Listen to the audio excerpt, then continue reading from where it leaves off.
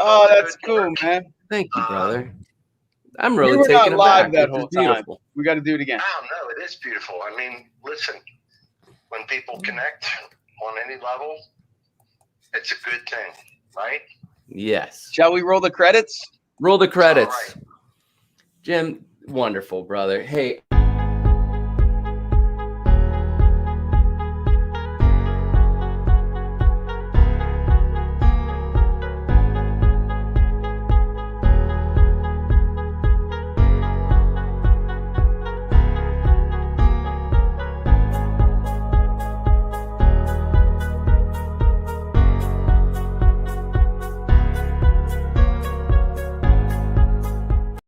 oldest friend's birthday, and it's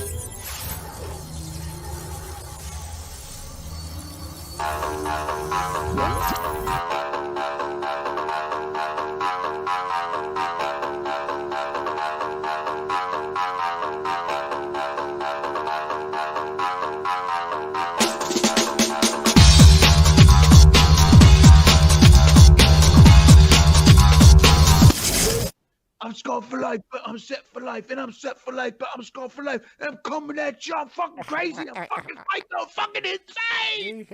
That's the fucking chorus right there. You nailed it, That is dude. You good. nailed it.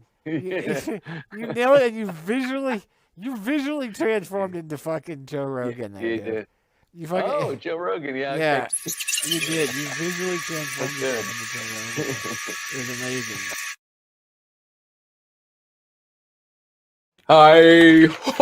Happy birthday, BB! Yeah! Skibbity baba boo boo boo. It's a pride party. Hey, That's right. You I guys got are it too right. I got it right. You nailed it. perfect. Right That's in there. perfect. Right in there. Yeah. Yeah, happy birthday, BB. They're pretty people, I guess. I don't know. I just think you could smash it. Yes, dude. We definitely would have went 2 hours off the air had you not shown up. Instead, we were actually T and I were talking to everybody for Everybody. 13 minutes. So Right. glad you were able to show up, B. We talked a lot about you. You'll never know what we said. You'll never know. There's no record of it now. It No was record of it. beautiful. I cried a little. Nice. It was And it was here's an to you, amazing my friend. moment that is lost forever. I'm getting mine now. You in the big room, welcome. This is a very auspicious evening. Come at a very interesting time in all of our lives. One of old ghosts and future angels. Yes, yes. Here we are in the big room. And not only are we celebrating you joining us here in the big room, but we are celebrating the birth and life of one BB Rambella. Happy BB, happy birthday, BB! Hey. Indeed. It was in the big room that every year we would celebrate with mass quantities of laughter together. And here we are at a half a century of this immortality. Honk, honk. I wrote a good description for this episode saying it's a very special episode in which BB beats the odds and 10x's his returns. 10x'd it. 10x'd it. It's exact. Always the gambling man. People always, in investing, they always want a 10x. Always want a 10 extra odds. That's the big deal. And he just did it. He just did it. 10x right there. Big 5-0, half a century. 5-0. How you feeling today, BB? The day you came in to the Earth 0707 of 7. The day the Earth, this plane summoned the Wizard Beard. Yes. He was the original summoning. Yeah, dude, fucking, I feel great. I told K-Rock when I woke up today, I think that last night was my best night of sleep of this entire year. Like I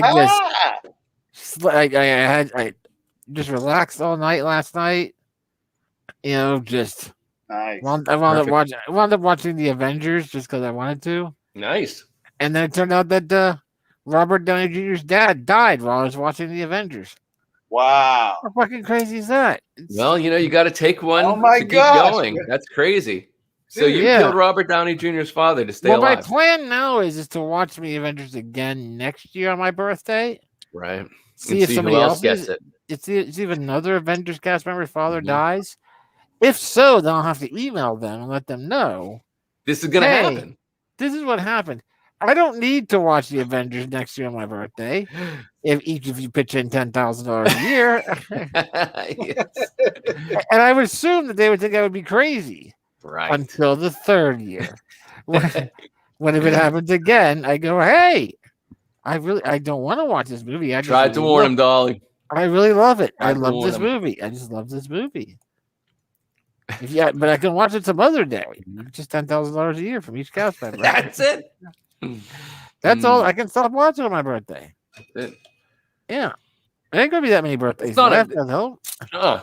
And they only have so many parents left. So Right. All right. Then I guess we'll find out who loves who. no more fudgesicles. No. Wonderful. BB, on this amazing event, this is an event, it conjures questions. Yes. Not only how much virgin blood have you consumed in your life in order to live this long, but tonight, is it virgin blood or the real question is, what are you drinking tonight on your day of summit? K-Rock is pulling it together for me. Right now, I'm having a martini with some olives and a little bit of pickled ginger in it. Oh, nice. Yeah, since we had sushi today, I separated out some of the ginger. I was like, let me put this off to the side. I want a little bit of this in my martini later. I think I'm going to enjoy that. Interesting. That's going to add an interesting flavor. Yeah. I think it'll work. Love sushi, man. Love sushi. You had some good sushi? Sushi. Sushi. Where did you get this sushi from? Watami Steakhouse on Lebanon Church Road. We went there one time minutes from the mall. Yeah, right. Chevrolet. Lebanon Century 3 Chevrolet. Lebanon Church Road, Pittsburgh. Minutes from the mall. They still have the exact same theme. For but they've removed the minutes from the mall line. Because the mall is no more. The mall is still technically there, but it's not really. That's sad. Yeah, like the mall itself isn't really open anymore. Minutes from the haunted mall. Yeah. But yeah, with Watami Steakhouse, they have some really good. They have some nice fresh sushi. It's good. I hadn't had any sushi, and I hadn't ordered any during the pandemic, so it's been like a year and a half since I had some. It was good. Got a couple pieces of got a couple pieces of salmon, couple pieces of smoked salmon, couple pieces of eel, whole spicy yellowtail roll.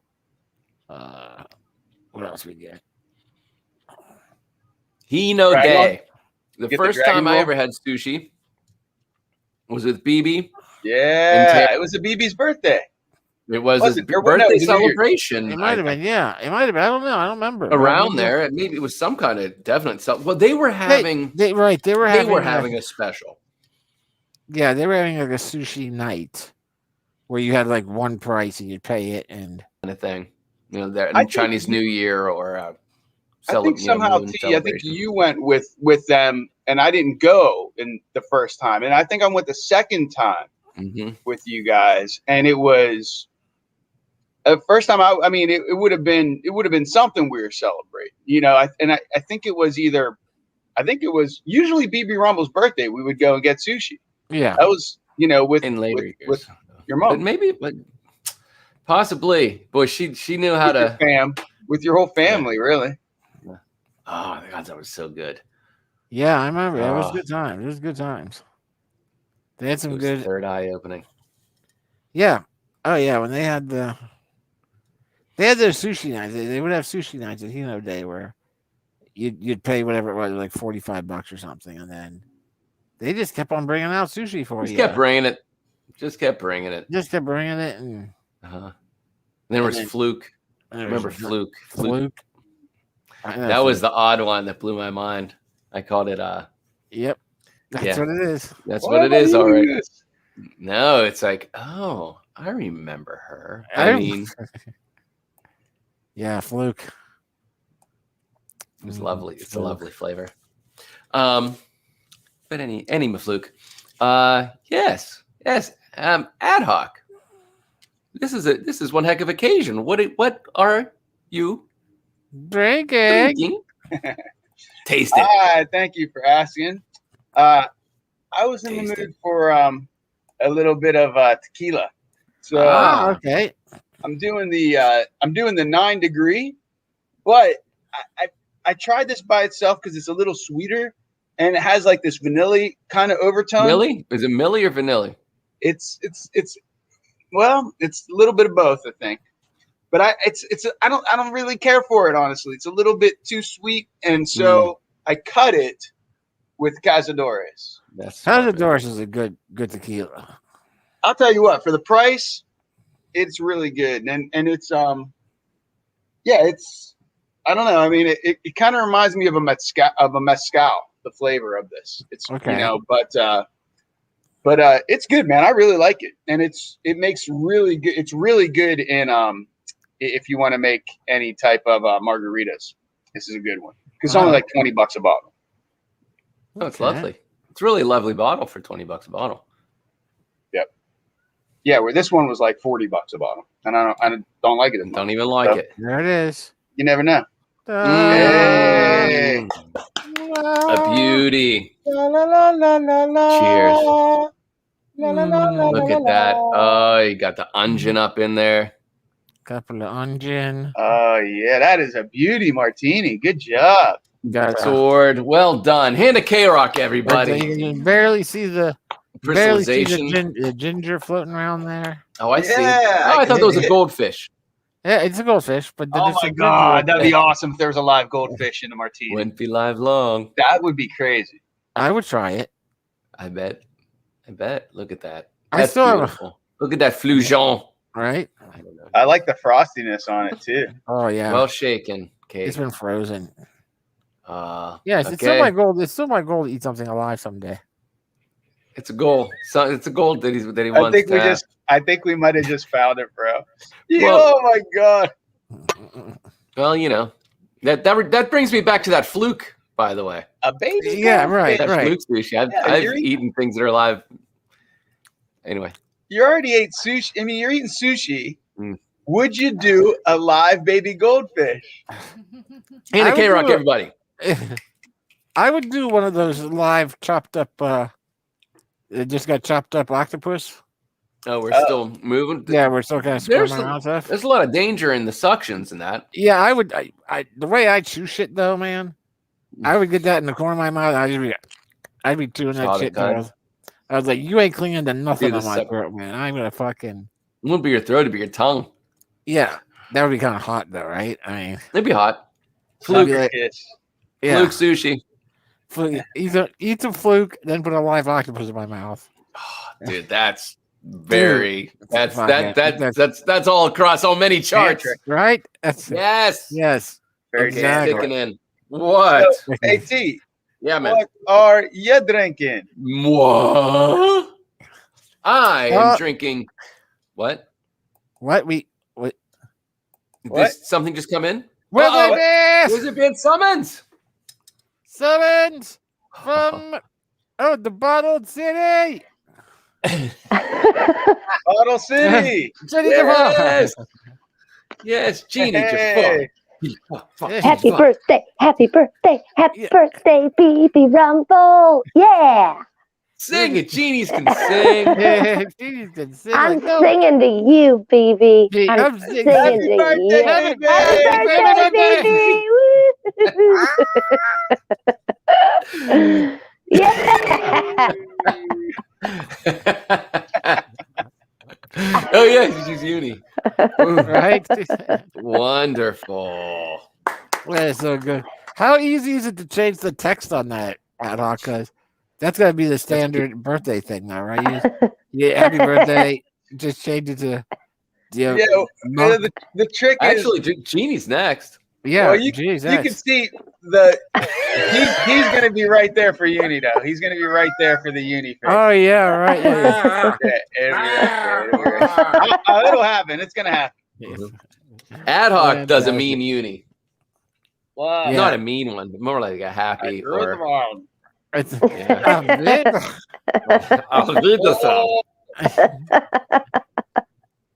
does it like a drunk angry dwarf. Mm-hmm. Yeah, like a junkyard dwarf. Junkyard dwarf. or Chewbacca on helium, also possible. Yeah, it is kind of a Chewbacca on helium. Nice.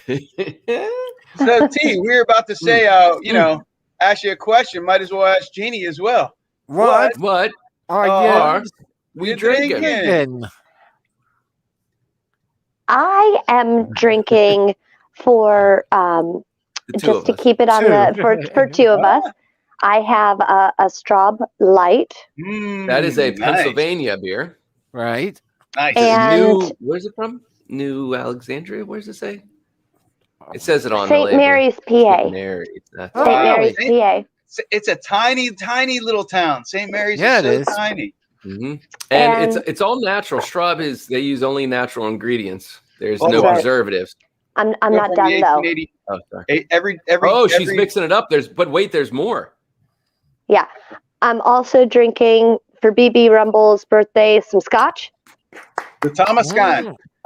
Yep. Tomatin. Delicious. And that was a delicious. She's doing it. Go. That's it. I brought a backup beer. Yeah. Right on. Happy birthday, BB. Nice. Let's do it. And why not? Go. Taste it. Yeah, taste it. Good. Wonderful. Very, very good. Very good. You came tastes prepared. like Fluke. Tastes like Fluke. That's right. What are you drinking, the monk? Oh, I am drinking a birthday classic. I am drinking Birthday Fluke. Look at that icy Sir Robert Burnett's. Please sponsor the monk on the show. That's right. And you can sponsor what we're drinking, except on Brian's birthday, with GoFundMe, or you can take the cue and fund the celebration that is BB Rumble himself. Right. I'm having to honor who BB Rumble is. I'm having a gin martini with the classic Tribuna, the extra dry. Sure. And some Spanish Manzanilla olives. Shaken, not stirred. Although, in honor of Mamatu, I did bring Nice. This is about a third of the size of the one that she would make our correct. Yeah. Like a fifth of the size. And she would use a glass wand. Hers came in on wheels. Yeah. Just wheeled a cart in. I made martinis, everyone. It's just like a random Tuesday night. Yeah. You hear that coming down the hallway? Clink, clink, clink, clink, clink, clink, clink, clink, clink. Carrots, celery, cauliflower. Ranch dressing on the side, ready to go. Dressing on the side. Onions, pickles, some pickles, broccoli, meats and cheeses every once in a while. White mushrooms. Yeah, meats and cheeses. Meats and cheeses. That is a salted cheese. Salamis. Some mustards. I made martinis, everyone. I did martinis. Tink, tink, tink, tink, and you're like, yay! Her jewelry. Tink, tink, tink, tink, tink. We're like, it would literally be on no occasion. We would just be. We'd be sitting around talking like whoever that was. He said on a Tuesday, Chester. And then whistling on a Tuesday, Chester. Yeah, we would. And all of a sudden, ting ting ting. It was like a puppy dog hearing the car, the keys in the lock. Master's home. Mamatu bringing the martini. And K-Rock and I used to get it every Saturday, or it's Platter Day. Is that Saturday? It was Platter Day. Saturday. Every Saturday. That's when I was an hourly. When I was still working hourly for Live World way back in the day. Saturday was one of our big working days, so we'd start working at like noon every Saturday, and we'd work from like noon till 6. Then we'd get a couple hours off. Then we'd work from 9 till 3 in the morning. Wow, that's right. And somewhere around that crazy split shift. It's somewhere around 3 in the afternoon. Mom would come back with Platter Day. She'd make Karen her blue Hawaiian, blue Caracal Hawaiian, and we'd wind up drinking at work the rest of the day. Platter Day. Platter Day. You Saturday. said she would bring back the Platter Day. You did say she'd bring back the Platter Day. Right. It was, yeah. Right. It was a day of platters. Oh, yeah. I also thought it was fun too. Like, Happy birthday, Mimi! It's Skibbity Baba Boo Boo Boo!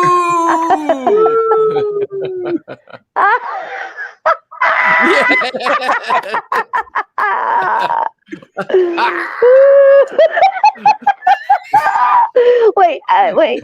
Wait, how do I screenshot that? That's what I was working on. Wait, Hold on. that's why it's still stuck up on there. Okay, I got one. You can always go back on the video later and pause it. Thank you. Yes. Yeah, old school. Just pause the VHS. Okay. Got it. I got one. Nice. I got one. There it is. I didn't get the. I wanted the martini with the hand. That was a great one. You can go back and get it. It's there. It's You know, there, yeah. That's true. It's true. We got it. We got the recording going this time. Yeah, we got the recording going now. So all those humans out there that are new to the big room, around this day, people would gather for the life of BB Rumble, and the party was thrown by Mamatu, Terry, and it was a gathering like no other. For a number of years there in the middle section, it became a multi-day affair. Yes, that's right. It did. Yeah, where right. Yeah, where we didn't party the one day, we partied the one day, and then the next day we had a smaller party. Yeah, different meal. The first party was kind of a go grab buffet stuff. And outdoors, and everyone was invited. And then the second day was like, night. Nope, only these 12 people are invited. And entrees. Oh, and she'd be making. She literally made groundhog one time on a skewer. That. Yeah, that was crazy, and it was delicious. Tasted like roast beef. Whistle pig, hens, pheasants, quail. She made all kinds of. Yeah. I'm telling you what, though, that was like. BB liked to try unique meats. Mm-hmm. That was her art form, though, man. Absolutely. Oh yeah, she loved doing it. Yeah, like there was no griping about it. It was definitely her art form. Like that was like the bigger the better. The grander the scale, the better. I mean, it was her initial thing of going like, you know what, Brian, maybe we should do this 2 nights. Yeah, we should do this. We should do this more than one night. We should do this because the second night, then I could really like make a bunch. Like we could, because then the second night I can really go all out, as opposed to the. And the first night was just amazing. Please describe the first night. The first night was just a big yard party. Visions, Fireball, chili. I gotta bring that up. Gotta bring that one up. There was a wizard's tent that was made. Do you remember that? Oh yeah. We put on some skits the first couple of years. Yep. Remember that the wizard? Was awesome. I love that picture. Yeah, you go inside that's Baby Draven behind Ad Hoc's Yep. head. Yeah, Yeah. that has to be circa 97. Okay. Yeah, that's gonna be 24 years ago. That's awesome. Almost half your life. Almost. In the first year. Oh, I'm sorry. I got to do this real quick. So Who the took first, that picture? Genie Jafar. Oh, that was before my time, unfortunately. just a couple years, about 4 years before Jafar. So Oh, wait. Can I say one thing? yes, I remember when I got invited to the party. I think, speaking of virgin blood, I think there was like Oh, some we gotta tell serious this. conversation that was going on about like how I was like a fresh meat situation my first year of the party. And Oh, we there were was trying to scare you. Oh yeah, there were all kinds of things going around about like the rituals that were going to happen and like things that were going to like that this like new young and I was fluke. That's oh. so mean. Was it though, or was it the perfect indoctrination in order to build the character that I am today? Well, I guess You tell well, us. Go refill your drink. time Go has refill your proved it drink. was the latter. Go refill your drink. She's Is it worse magic than on I you. did it? Yay! Yes, we shall obey. Yeah, I thought it was hilarious. I also remember that I was and am still not entirely bosom bound in my world, and the lady's garb was usually of a pushing up nature, and I Right. wasn't really able to represent anything to push up. And I remember like coming to your mom was sort of a mwah, mwah, mwah thing, and she was like, hold up. And she brought out the green fairy costume, which I Right. still have. Oh yeah. I still Nice. have that. And I still, we still costume it, Yeah, we do, every Saturday girl. platter Yeah, we day, do. you know. That platter day. Every time I get some fluke, I got the And- Platter day. ready to go. Didn't she make that for Lauren? I think so. Yeah. Mm-hmm. And so I got to, When she was 12. Yeah. and it fit perfect when I was 20. So Right. Yeah. that's what I was working with. But it was great that she was like, "Don't worry, I have a costume for you." Yeah. The first night was always out in the yard, dry ice causing smoke all over the yard, wizards tents, a large buffet with a ridiculous amount of food. I mean, this was like it was a thing of what do you want? What do you want? Chicken or beef? This was what kind of chicken do you want? How many beefs? What chili? Remember, your dad used to make the stuff on the open fire. Gradella. The granola. Yep. I smelled Granola. that recently. Like There would just as I literally was be like driving. 3 different kinds of potatoes. Oh, It wasn't- that's right. There was like twice baked potatoes, Otic spiced potatoes, Spice and then like a regular fried potato for people that didn't want anything spicier, or a mashed potato. And this was all on the first night. The And it beans was too. just Didn't beans. she I was do like? eating- Oh, beans, red onion. yeah, There was not pineapple, but mandarin oranges. yeah, Yeah. And Oh, almonds, yeah, all those and beans were the slivered bomb. almonds Yeah, the in there too. Sylvanestri bean salad. Yeah, What was it called? Sylvanestri bean salad. Man, need that. Yeah, it was a Need that. really Yeah. cool recipe, man. And the food would go out like 4 in the afternoon, and it would just be people would eat all day, like from 4 in the afternoon until literally 2 in the morning. I mean, 2-3 in the morning before we're like, let's put some of this away. And sometimes mom would even be like, "Don't worry about it, just go. I'll get it." Yeah, Man, I Yeah. want to go back and do it all over, but I can't go back. No. That's terrible. Perfect. Well, that's perfect. Is he refilling his drink? I'm adding so. to it. Oh, Is- ad hoc? Yeah, is yeah, ad he hoc? listened to you. Let me get It a- worked. I'm going to count that. It worked. Okay. Chalk it up on your scoreboard. Okay. So, for those of you out there, it was a costume Oh, nice. What is that? cosplay regalia evening. huge round ice cube. Oh, just a round I ice thought it was a cube. human Okay. eye. I thought it might be a Death Star. Oh, did you see that I smack? saw that. It was perfect.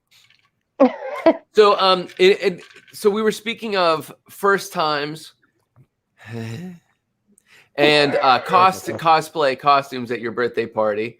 And the first one was when you turned 18, or was it 19? 16. I don't know, somewhere in there. 16, 17. 16. And I didn't have any garb, obviously. And the first year, she said, "Hold on, honey." And she went in and she got me a blue robe.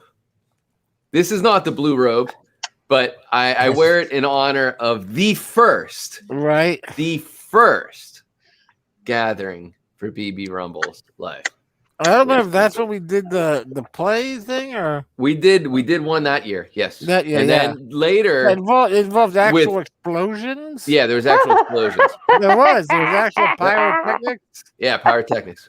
Yeah, thank you. Oz dog. Thank you, former firefighter dad, for helping put out the fire. Yeah, well, that was another year. We just set the house on fire yesterday, by the way, by mistake. Hey, congratulations! Do tell. Right after you post that picture about how much you love your house. Yeah. I love my house. It was just a little. It was I love its flammability. Just a little fire. A little butter thing on the grill that kind of got out of hand, and it had nothing to do with the neighbor, huh? No, it was on the porch, and Dave's just like Dave's grilling, and then Dave said, "Oh, we're on fire." Yeah. Classic Dave. Classic Dave. Damn we're on fire. He made some delicious ribs. Burnt what? Delicious ribs. Delicious burnt ribs. Well, I like the carcinogen. Ribs are tough to do on a grill. Oh, he did a great job, man. That's awesome. Good. He did a great job. He had him marinating all night in a marinade that he made. That's the key. That's the key. Letting things soak enough that they absorb all the. That was juices. The key to venison. Definitely. Oh yeah. Venison can be real gamey. And that was did you use the grill that I got him for his birthday? Yeah, we're still using it. Yep, we're still. Hey, ad hoc, right on. That's kind. Very cool. Yeah. Dameron wanted. We had a conversation. He wanted one that was. He loves charcoal. Mm-hmm. Yeah. You know, I mean, being understandable, but charcoal's a kind of a PIA. Yeah. And it's a fickle mistress. It is. And gas is so much easier. But the flavor is game changer. Ad hoc. Well, no, was the first. You had a smoker. No. You had a charcoal and a smoker. You get the gas, but you got to put wood. You get wood chips, and so I also bought a thing. It's a case. It's a cast iron steel where you soak the wood. You buy the wood chips, and you put them in this cast iron. You slide that under, so you get the flavor from a wood fire. But you have the quickness of the propane grill. So that's what I set them up with and donated it to the house. And that was part of my that was my gift to him because I knew he wanted it, but also get to the house because of course we all benefited.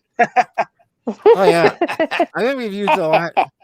We used it like the 3 out of the last 4 days. We used it. Wow, nice. Yeah, we've been doing a little bit of grilling early on here. You be grilling. We be grilling. Good. Little Run DMC. Nice. Yeah. Go for it. That was always the first night, and we would be up until dawn, easy 7, 8, 9 in the morning. Yes, and then usually a bleachers run. Usually we'd make a run down bleachers at 8 or 9 in the morning. People would be confused because we'd still be in our garb. Oh, BB. Yeah. I have something to tell you. It's on topic, but it's separate from what we're talking about. May I? Yes. So my youngest niece, Bernie's son, has 3 daughters, and 16, 13, and 10. Ellie is just 3 months older than Balin. So they went boom, boom, boom, and then we went boom, boom.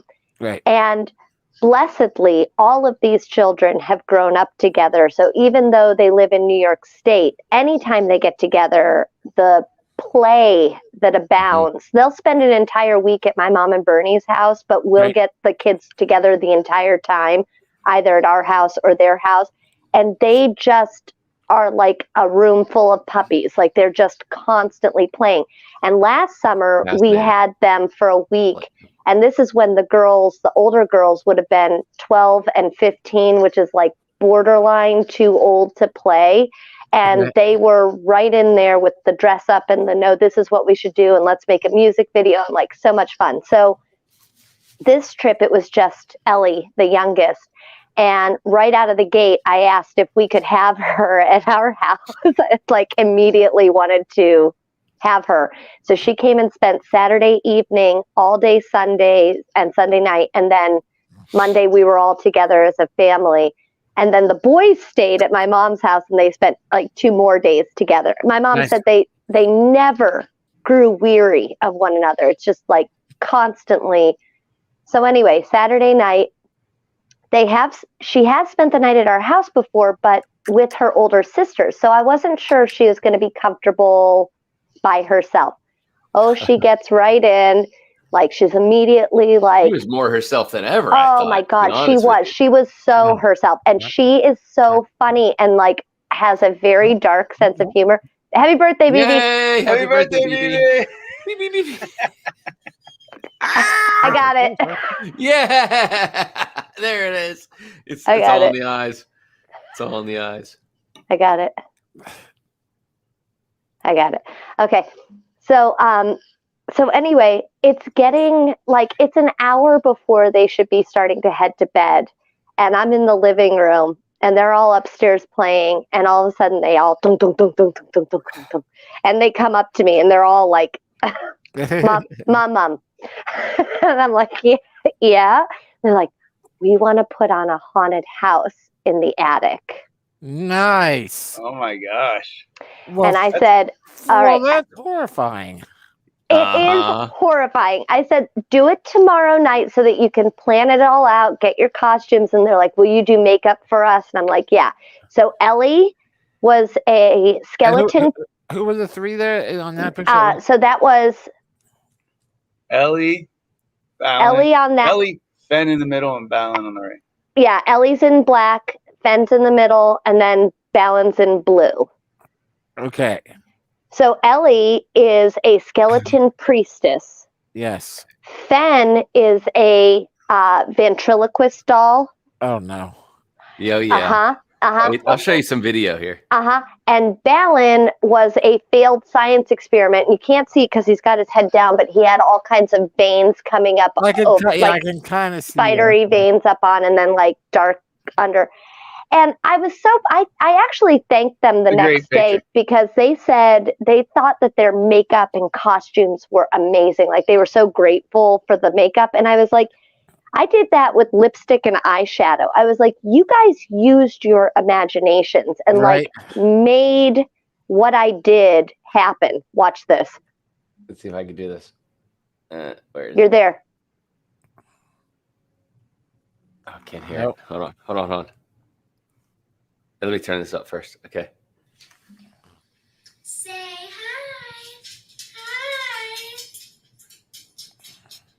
Terrifying. Yes. Hi. Nah. Yeah. So they did the. It gets worse every time. So they did this haunted house in just one section of our upstairs closet, but they made you enter from this part where you have to like wiggle around something, and you come in and Fenn's like laying lifeless on the floor, and then you look to Balin, and Balin like he did this like spidery crawl across the floor and was doing like all this head cocking thing, and then you come to Ellie and she's like try to escape. There's Fenn. Like, that's terrifying, right? It's a nightmare. Yeah. Yeah. And then Ellie at the end is like, yeah. There's Balin, like, coming at you. Skittering across the floor at you. Well, I was going to say, first of all, in that picture of the 3 of them, Balin is the one that, You don't look like that. You don't look like that. Honey, show him from the part where he's still on the floor. In the still picture, Balin is the one that is most obviously deranged. Thank you. What was her? Ellie. Ellie.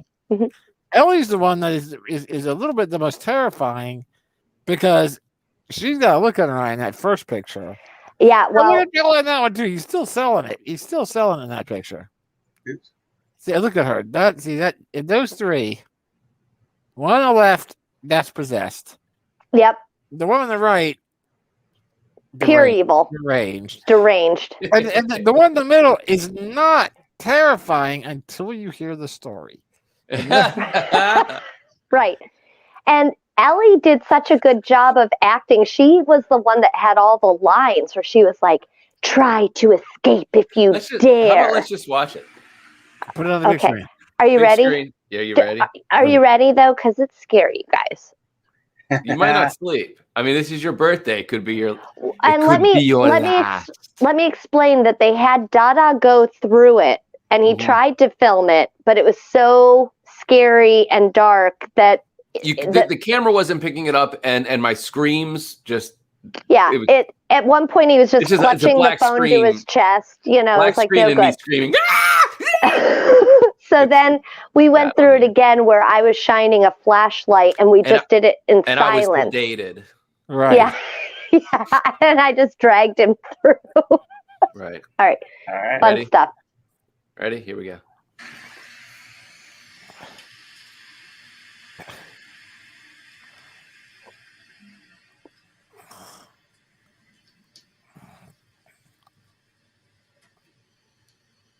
Blank. Never blinks. He never blinks. Didn't blink.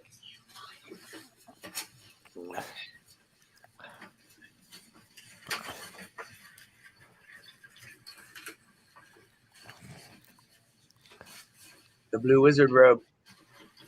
Do you want to play with me? No. Try to escape.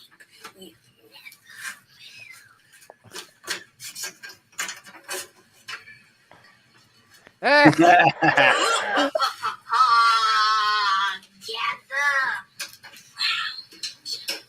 you just say red rum? Gather round.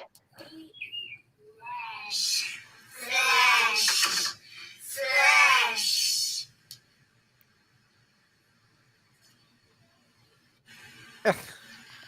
Stuff of nightmares. Yeah, no, I'm done. We Yeah. eat flesh. We eat flesh. Yeah. Flesh. Flesh. All right. See you guys. So can they come to your house tomorrow?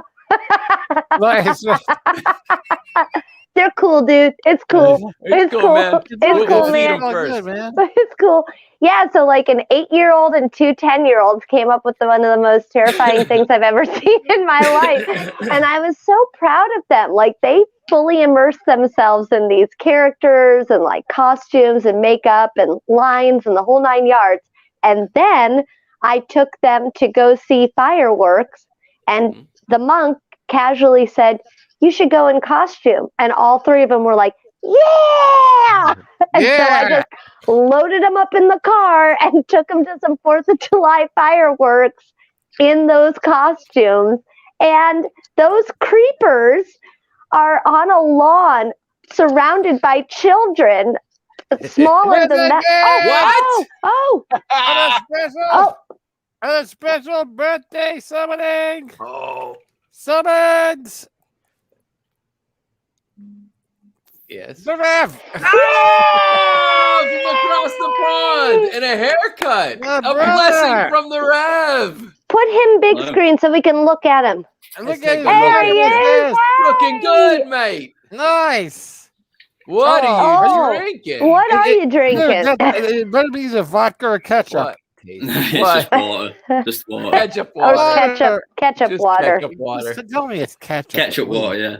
Yeah, ketchup. Yeah. I used to. We used to know a woman way back in our youth who existed on ketchup water. She used to work- Nancy. Yeah, no, she used to. Don't you guys remember there used to be we don't know who she was, but it was the woman that used to walk into Sheets. She's dead now. And she, no, she's dead. And she would take ketchup packets and get a cup of hot water that was meant for coffee. Oh, and make soup. Right. They wouldn't charge her for the hot water because you only had to coffee. That's the saddest thing I've ever heard. Yeah, we did that in Hershey as skaters. We would go to the Hardee's and we would get their condiment packets, I've ever hot water, heard. and they used to have croutons you could have too. Baby. Skate rats. Ew. Yep. Yep. She was and she walked around.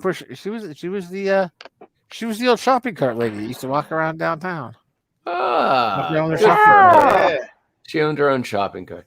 How is life treating you over there, Rev? It's all right. I can't complain. Okay, but you still not locked down or still free? No, pretty much like it's pretty much like restrictions are going to be fully lifted on July 19th. Oh wow! It all depends on new variants and stuff like that. Yeah. People are pretty skeptical that we're actually come out of. Get there. We're out of lockdown, but there's like social distancing, masks, right, all that kind of stuff still remains in place until July 19th, and then basically our government have said after the 19th you're on your own. You do you as a general public, yeah. So it's caused quite the division, I think. Where are you at on the whole vaccine acquisition thing? Have you been able to get one yet? Are you looking to get one? Or? To be honest, it's not a conversation like I like having. Like I'm not either kind of side of the argument or the on it, but I just think to be philosophically consistent with myself, discussing it in public forum is just not for me. Do you know what I mean? Like privately, but publicly it's not. I keep getting asked the question in work by random members of the general public, and I'm like, this is not a topic of conversation. Small talk is all about COVID now. I remember when it used to be about the weather and your kids, and now it's about COVID. I'm sick I've heard nothing but for 18 months, so I'd rather some strange facts about eggplants or something like that. You know what I mean? Right? Yeah, you don't want to use your massive popularity to sway the masses. That's not what Big Room Celebrity is about. Yeah, that's what this is about. Yeah. I did not get that memo. I didn't get that. Jafar, you sway the masses. Go refill your drink. Go refill it. Go refill your drink. Great, excellent. Sorry.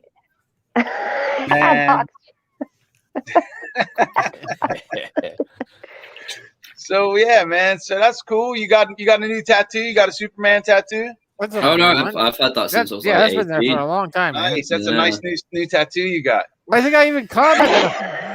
That means he's vaccinated. He got it when he got vaccinated. Yeah, right. Yeah. I think I commented on that. I'm surprised it was able to pierce the skin, though. You know, it was kryptonite.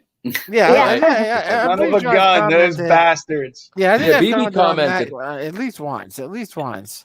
Rev, I saw a Saturday Night Live sketch where they did like a post-COVID gathering where people were just starting to get together and have a party. And they're all doing an inner monologue after they say the things out loud. So it's like, hey, how you been? I've been doing great. I mean, I wanted to kill myself most of the time, but other than that, I was doing great. And then there's one where it's like, hey, great to see you. And the person is like, do I know you? And they like genuinely can't remember, like, did we ever meet, or was it a virtual meeting? Have we ever met in the human flesh before? Like, that shit's real now. That's all real. Now. It's really bizarre assimilating back into society. I've seen the sketch you're on about. It's hilarious, but it's really relatable. I think with everyone going back out and being let back out into society. Like I say, that's part of the reason why I don't like discussing COVID related topics in general public, because I think One of the problems with it for the Rev. Hi, Kanda K-Rock. Yeah, I love this year. So good. But yeah, so with the topic of conversation like COVID, it's quite divisive. Over the past 18 months, it's done a lot in terms of division. People are taking like certain sides of an argument or conspiracy or whatever it may be. And I don't think it's healthy for us to perpetuate that conversation as we go back out into society. It's all about trying to build us, build each other up again. Because one of the things that I have noticed about going back out into the wider world is people's mental health and how much it has suffered. And I don't think it's healthy as a society, as a global civilization, to constantly conversate about the horrors of what has been the past 18 months. Right. And like I say, I'd rather a different topic of conversation just to cheer each other up. And it's all about trying to have fun now and, make the most of life. People should have a new appetite for life. And if they don't, it's very, very strange. But, we gotta let this COVID thing marinate for a good 10 years or so before we can start talking about it to everyone that wasn't conscious. Right. So we can start doing back in my day, 12 years ago. You're not gonna believe this. In 2-aught. Yeah. Literally, the entire world couldn't leave their house for a year. I'm not fucking with you, kid. I'm not. That sounds awesome. It really wasn't, kid. It wasn't. Shut up and put your mask back on. Booster jab. No, we didn't have the full body sensation 3D holographic virtual reality that you kids have nowadays. That's right. We had the way we stayed together. 2-dimensional chat rooms. Was drinking on camera. Internationally drinking on camera. Cheers! Yay! Cheers to a wonderful life, BB. We've seen it all. Everybody say. And I'm just gonna do something else. Taste it. Okay.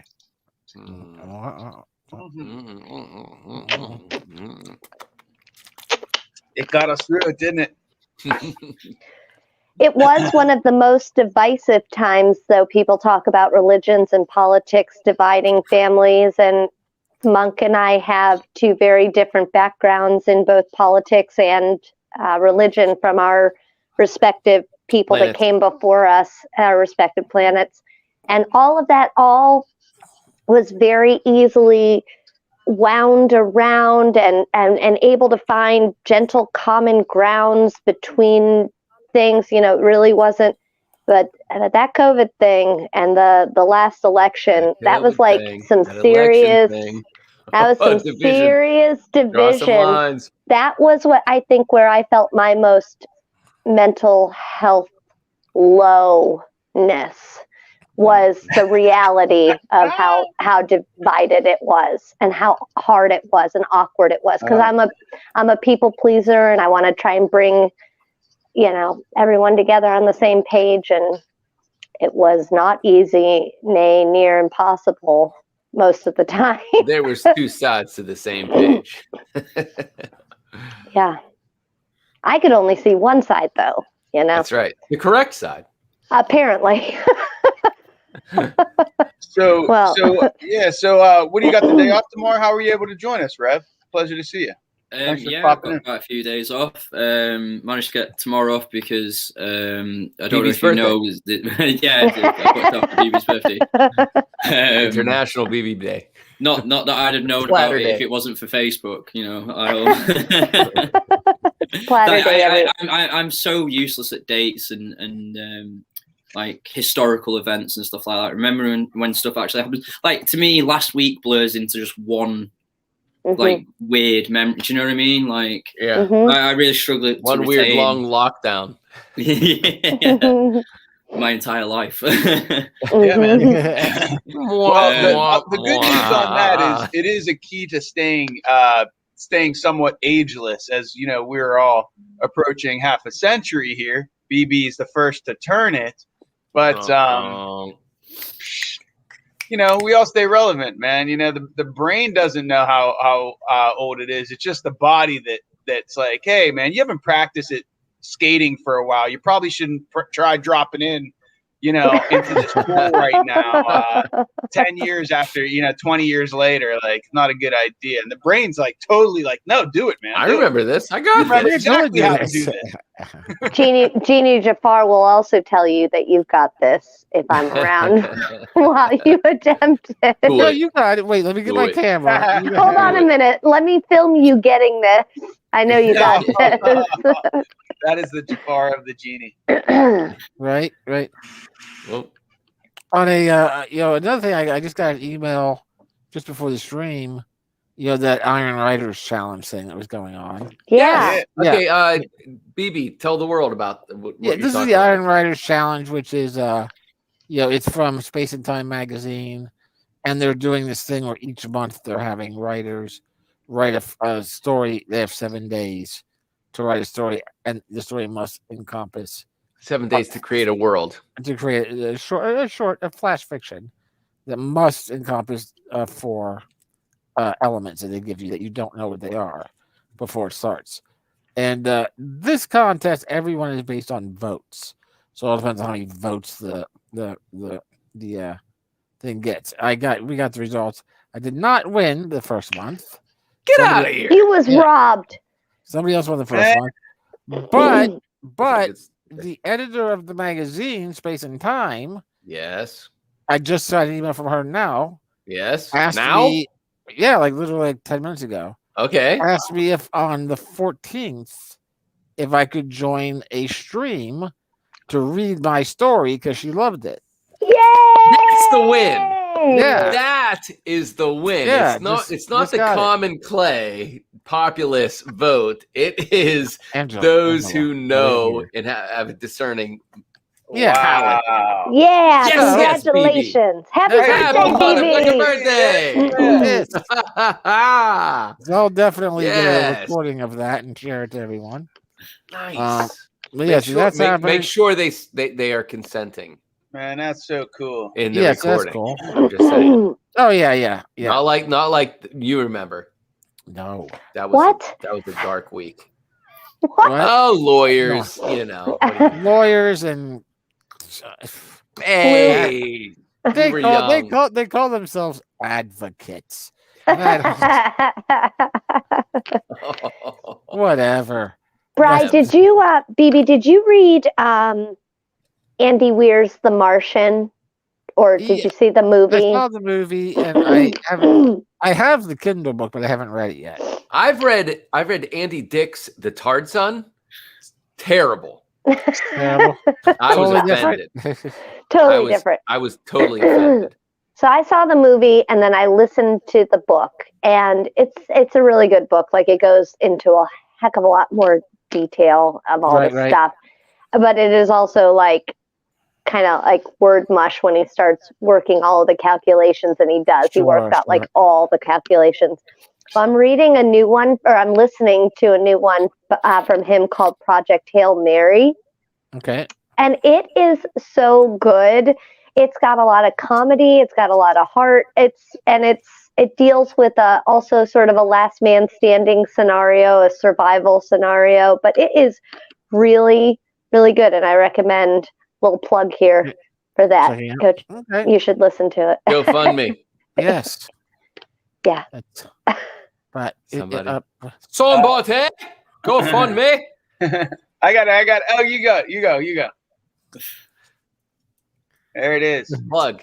Easy to remember. CF35 D608. Yeah, it's natural. Stay with it us. rolls off the tongue.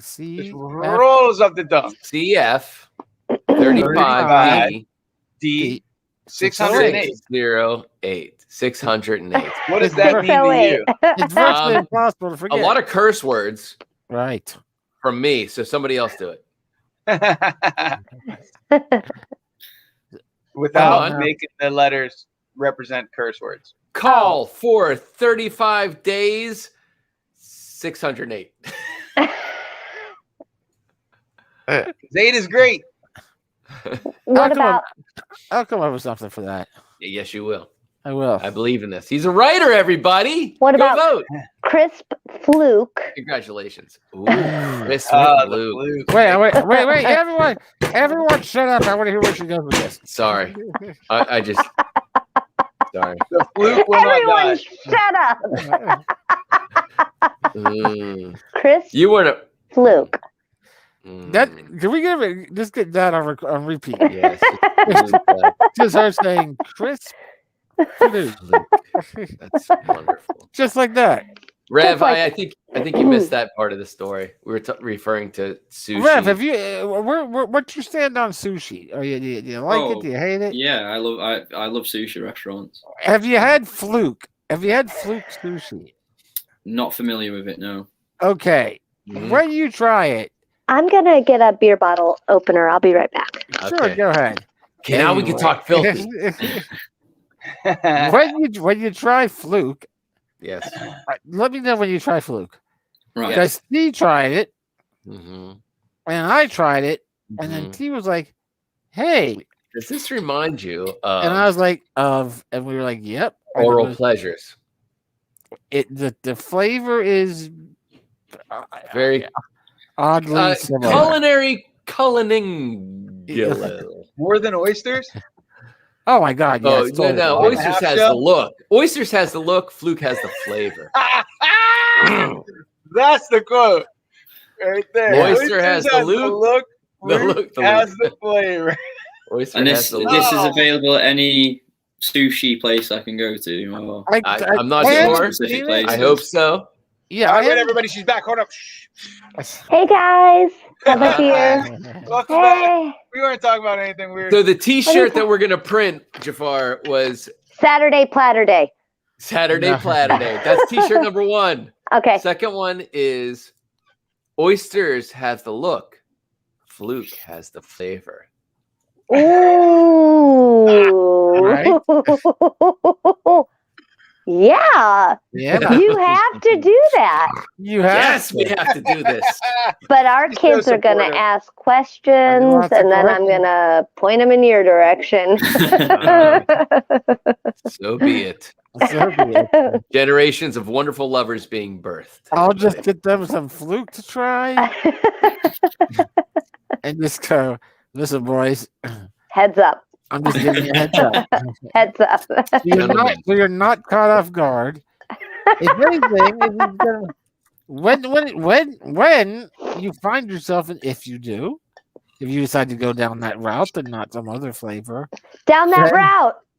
yep, Down that route. Down that route. Oh, sorry. this will make you more enthusiastic about the whole situation. It's a delicacy. It sounds yeah. like In other no. words, in other Okay, words, so Oh, So, boy. get yourself some Fluke, Rev. Yeah. St. Mary's, PA. oh yes.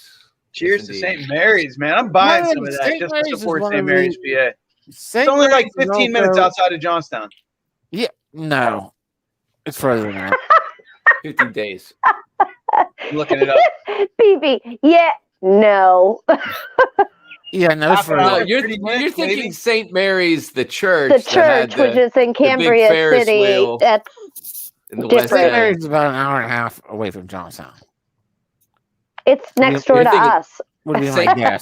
St. Mary's Then there must fireworks. be then there must be more than one St. Mary's, PA. No, There can there's be more than- only one. There's more than one St. Mary's church. There in can the be US. only one. Thanks. St. Mary's was also the St. Mary's College. in PA. That's what. St. Mary's College was one of the few, maybe the only small town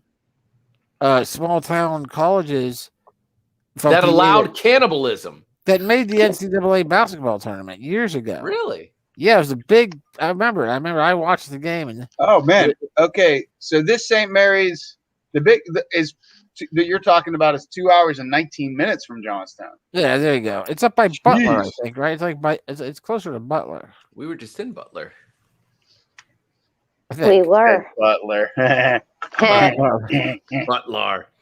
So Butler. This says Rev. grab hold of tradition. That's dirty. That's not by Butler at all. I'm crazy. So Here's we where were I just am. in Butler. Oh yeah, Here's the T is. Here's a T The is. Big Butler Fair, which I chuckle at the title. Big butt. Big He's butt. got the big butt. Big butt. Big butt. Big butler. Yeah, yeah. All right. Oh, Big butler. Fair, you fair. do you guys want to hear a dream? Ooh, I thought yeah. Big Wouldn't. butt. Big butt. Big I butt. had- Fair, fair. Go ahead. Sorry. I had one of my See, that was most good. That was good. nonsensical dreams in my entire life about 4 days ago.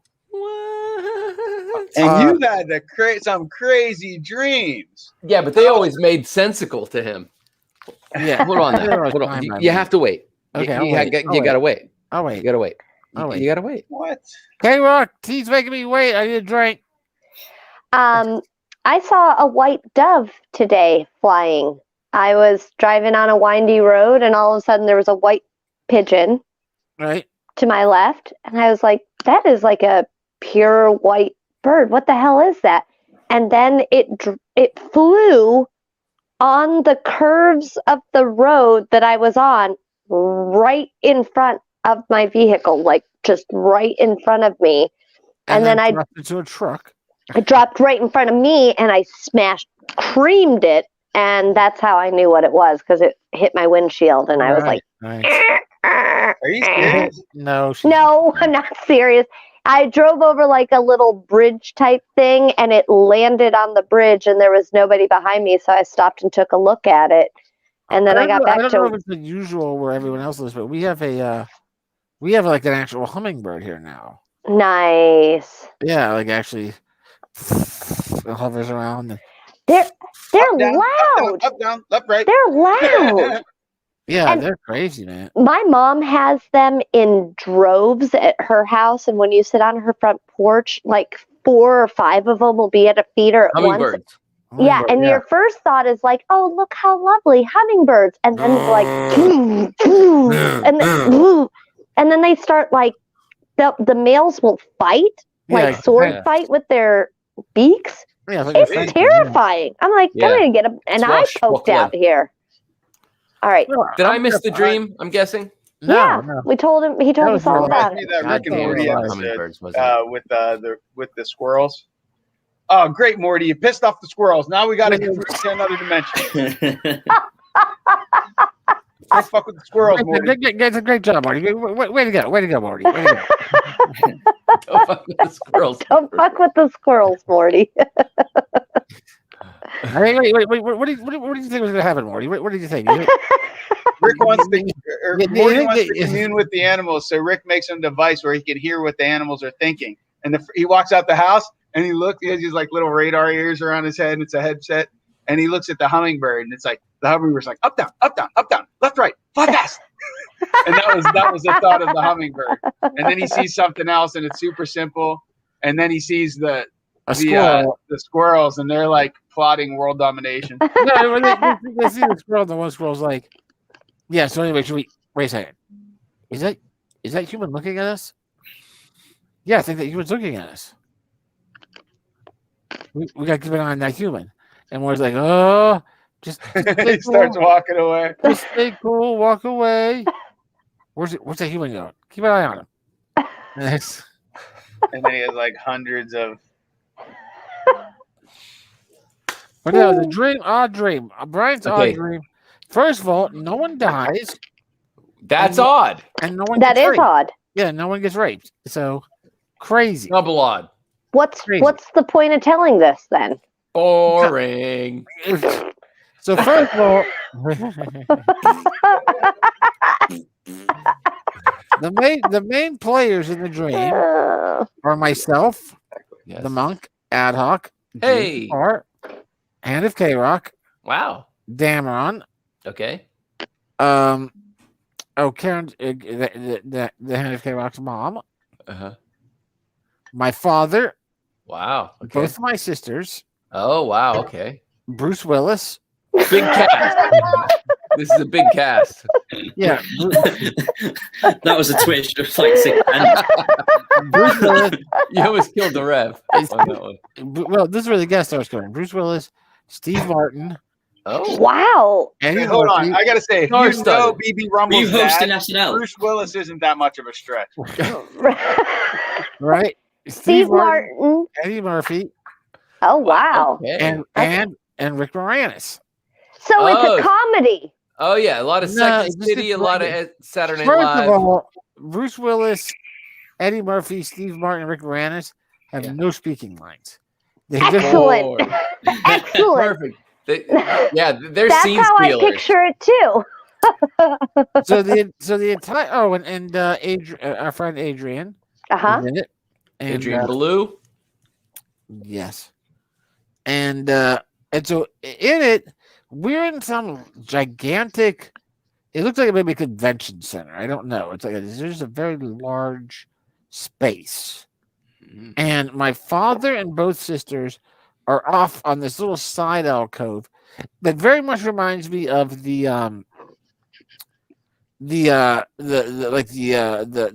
fireplace area at the AMC theaters.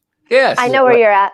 Yeah. Yep. So, That little Is it- room that we go into. right. So they're kind of hanging out over there and appear to be roasting marshmallows. Okay. Good for them. Whereas the rest of us have all gathered. It had the feel of one of those things where we maybe we had all separated at a convention and gone off in different groups, and then two of us had met up with each other again. I have to take it right. Yes, you got to drink, everybody. Happy birthday, BB. Oh, Half a century there you go. Keep going. of controlling minds and rolling neighborhood by neighborhood to world domination. What was that? Mm. What Oh, was Rev, you that? haven't been here. Good. Set it up, ad hoc. Set it up, ad hoc. He Go do moved. It won't work. It doesn't work. Well, who's in control of the screens? Set it up in a grid. Well, it just Oh, it won't work. yeah. yeah. It doesn't work now. Okay. I had to design it, and it's a fixed position for 4 people. So We'll Show the, screenshot it and still send it to the photographs. group. Yeah. Wait, yeah, I have a Right. couple screenshots of it. Group. Yeah. Wait, yeah, I have a Right. couple screenshots of it. So Don't anyway, worry. We'll so show it had that. that feeling of we had separated and all gone off on our own things, and then two of us met up somewhere at the convention, and then here comes Jafar, here comes T, and then we all just wound up gathering in this one location. So as we're hanging out and talking about something, somebody is handing out orange wedges to everybody. Because we're tripping balls. I mean, it could be, but we are not. We're doing the boxer thing where we're just putting the whole wedge in our mouth and, I'm laughing. Hey, look at my Right. teeth. Look at my Mhm. teeth. and working on the orange. Right. So we're all eating the orange, and as we're finishing the orange, I suddenly look for K-Rock because I gotta go to the bathroom. I'm like, hey, I gotta go to the bathroom. I look for K-Rock. K-Rock's not around. I look at Dameron and I go, where's K-Rock? He goes, she's up on the roof checking out the gorilla. Oh, And that I guy. go, oh, Of course. that sounds interesting. So I look at my dad and I motion him over because I also know that they're only allowing one person into the bathroom at a time. One simian And I at a don't know time. why. I don't know why we're going to this bathroom. I'm assuming that wherever we were staying somewhere. But I guess it wasn't an option just to go up to the room and go to the bathroom. So I motioned Dad over, and Dad comes over and he's like, what? I go, hey, I gotta go to the bathroom. But K-Rock's up on the roof. And Dad goes, oh, sorry, bud. I'm roasting marshmallows. I don't want to burn them all. I go, that makes sense. So she leaves. So then I look over at the other 3 of the 4 people on the stream, Jafar, Monk, and Ad Hoc, and you all are still working on your oranges. Delicious. Orange. And so Jafar kind of like motions to the mouth. Like, no. And Motion's about to be like, sorry, what can we do? We're still working on the oranges. Chewing our orange cut. Citrus cut. Which would never happen. I would totally take you to the bathroom. Oh my God. Or in the dream, so then Adrian goes, I guess I could probably help you. I go, all right, well, let's go because it's going to be a long line. And she says, if I do, though, you got to scratch my foot. Of course. And I look you at scratch her. my foot, Right. I'll scratch yours. So in the dream, I look at her like, that's an odd thing. And I go, oh, okay. So then in the dream, and this is very rare for me. I don't know if it's rare for everybody. I don't know. But then Adrian and I go off camera. We leave my dream. Ooh, I like this. I'm no longer in my dream. Uh-huh. We're now following Ad Hoc Jafar the monk and Dameron and Karen's mom, who has now disappeared. K-Rock's mom has now disappeared. So we don't know where she is. Oh, not like she just like poof or anything. Like she's wandered off. Right. You So never know. now you're watching the screen. You're watching a movie. You're not. It's not first. It's not POV. It's not POV anymore. Nope. It leaves POV to more of a third screen and a third person perspective.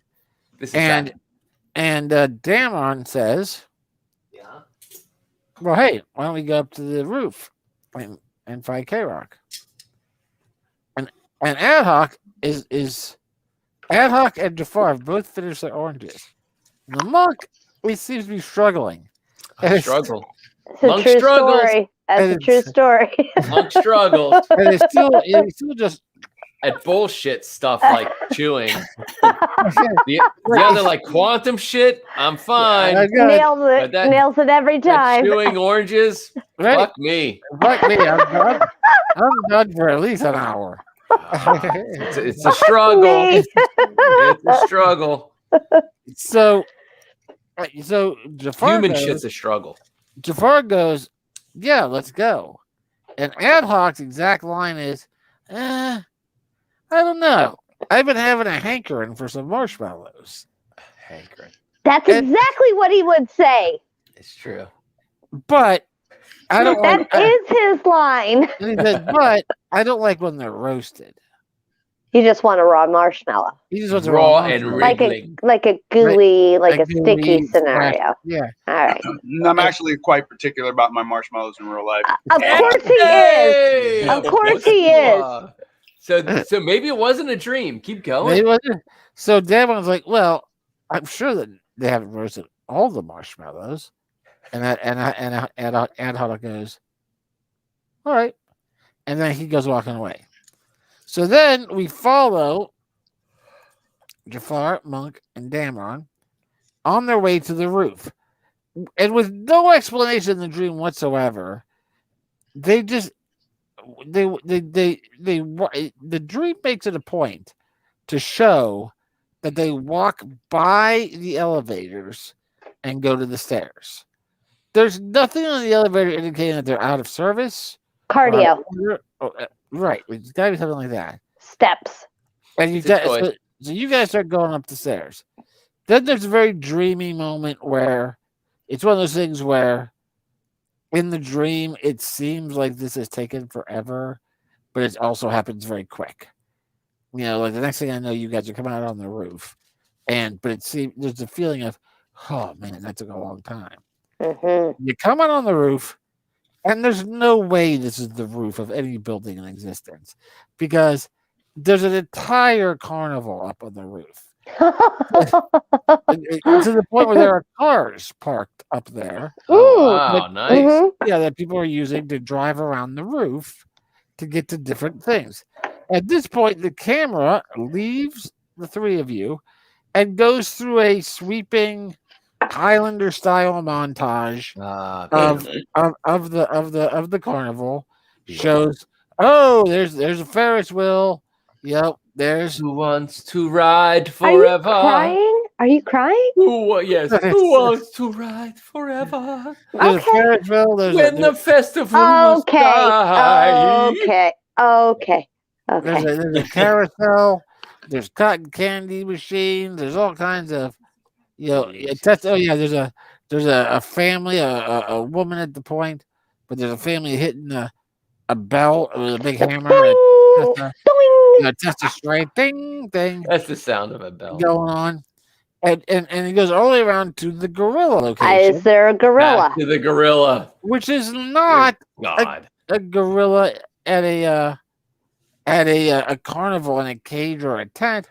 There's a full gorilla enclosure up on the roof of this place where So like a zoo kind of. it's like a zoo display of a gorilla. And we zoom in on K-Rock at the thing with Dameron, Jafar, and the monk walking up behind her. And at which point, Donkey Kong. At which point, Mario. It's revealed that Adrian and I are already there. That was a quick pee. Apparently, you must have used the elevator. We must have used the elevator. That's Gotta what I take thought. the elevator to the mezzanine, son. Stop. But yeah. So they zoom in on K-Rock, and everyone and she's writing something in a notebook as she's looking at the gorilla.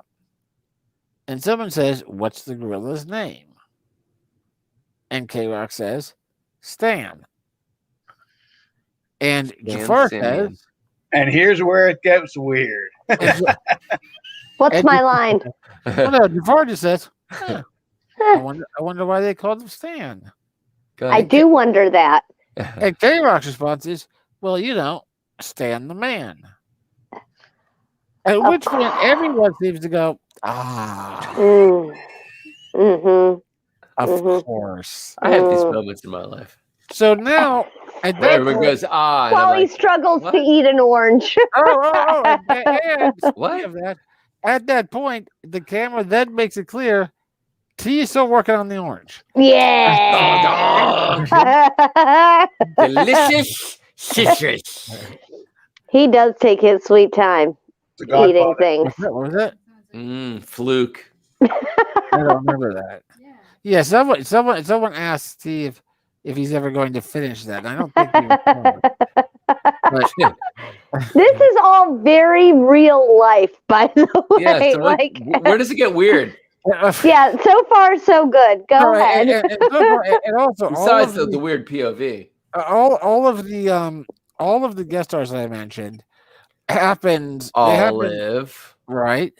Sorry. They happened when we were all still together down at the convention, and they were just people walking by in the background that we would kind of do a, "Hey, what's up?" And they'd be like Bruce Willis saluted us, saluted us? Did you say he saluted us? He saluted us, right? Fuck yeah, he did. Yeah, Eddie amazing. Eddie Murphy gave us a point. Steve Martin gave us a thumbs up. Oh, this makes sense. Yeah, and Moranis just returned the nod. Oh, that's perfect sense. Right? Yeah, that's gonna happen. So we're big room famous at that point. Right. And they recognize the genius that happens in the big room, and all the nods that we paid to them over the years, and now they're returning the favor. Just a nod to us. No conversation. Just makes perfect sense. Right. Yep. Nothing weird about that. Do your thing. And so then we see that K-Rock is writing a poem about Stan the gorilla in her notebook. Stan the man gorilla. Stan the man the gorilla in her Stan the notebook. simian. But she's writing it in such small print that and in such a format that it is creating essentially an ASCII art of Stan the gorilla. Good word, by the way. Right? Yeah. That's Thelma K-Rock, everybody. Right? So she's creating kind of like this detailed little computer-driven ASCII art of Stan the gorilla. Stan the man gorilla. Basquiat. Basquiat. Oh, I was looking at a Basquiat painting today, by the way. Okay, well, this is at the Warhol Museum, but nevertheless, go ahead. It's not about me. It's about your weird ass dream. At this point, we realize that there's a dog fight happening in the skies. Oh, wait. With real dogs? That's illegal. Of like Red Baron style airplanes. Classic. Okay. That's what But it sounds like. apparently, it's not part of the carnival because people start to freak out, and we're all like, "We gotta get off this roof." So we head back to the stairs, and I am apparently able to drive down the stairs in my chair. Yeah, the future's beautiful. So we're taking our time, and I'm like, clunk, clunk, clunk, clunk, driving down the stairs. And this is where the dream starts to shut down. Like it just starts to get very like, I don't know what's going. I don't know why we're doing this or what's happening, and I don't remember reaching the bottom floor. I think that's basically the end. And there's some part I know there's some part of the dream I forgot that includes K-Rock's mom, where she either reappeared at some point or it's been lost. Unzips the gorilla suit. Yes, it could be it. It could be it. But yes. Redisappeared. Yeah, she disappeared. Yeah. At some point, she pops back. So that was the dream I had. That was just what? Oh, Alex. Yeah, there it is. I said, did she redisappear or did she just reappear? She just reappeared, right? That's just reappeared. Yeah. Yeah, but so that was the dream. It was just a very weird dream. Double disappearance. No one got murdered. Bravo! Or raped, which is usual in my dreams. And it's true, Rev. So regular. Yeah, my dreams are so boring regular for him. Yeah, no, I'd say 85. I have dreams where I like go. It's like my shift. So I got home from work and then it's just another shift. It's not a dream. No, it's a dream, but it is, and it's annoying that's my dream. Like I dream about work after I finish work, and then I wake up and go back to work. But it's always the shift always goes tits up in the dream. Like it always gets too busy, and then you forget an aioli on table 43. Or I think it's all the mistakes I make during the shift, like any small mistakes, they all like compile in the dream. And then everyone's like wanting stuff in a section. Someone's asking for ranch. Someone's asking for ketchup. I want this. I want that. Yeah. Rev, we got to get you out of this, man. Yeah, that's no way to dream, man. That is no way to dream. We got to collaborate. We got to keep collaborating. Yeah, collaborate more. It got to go through. If you're somebody get that man a gorilla suit. Get that man a fucking gorilla suit and get in the dream. Try this orange. When's your birthday, Rev? We're going to start having a series called Big Room. In October. October what?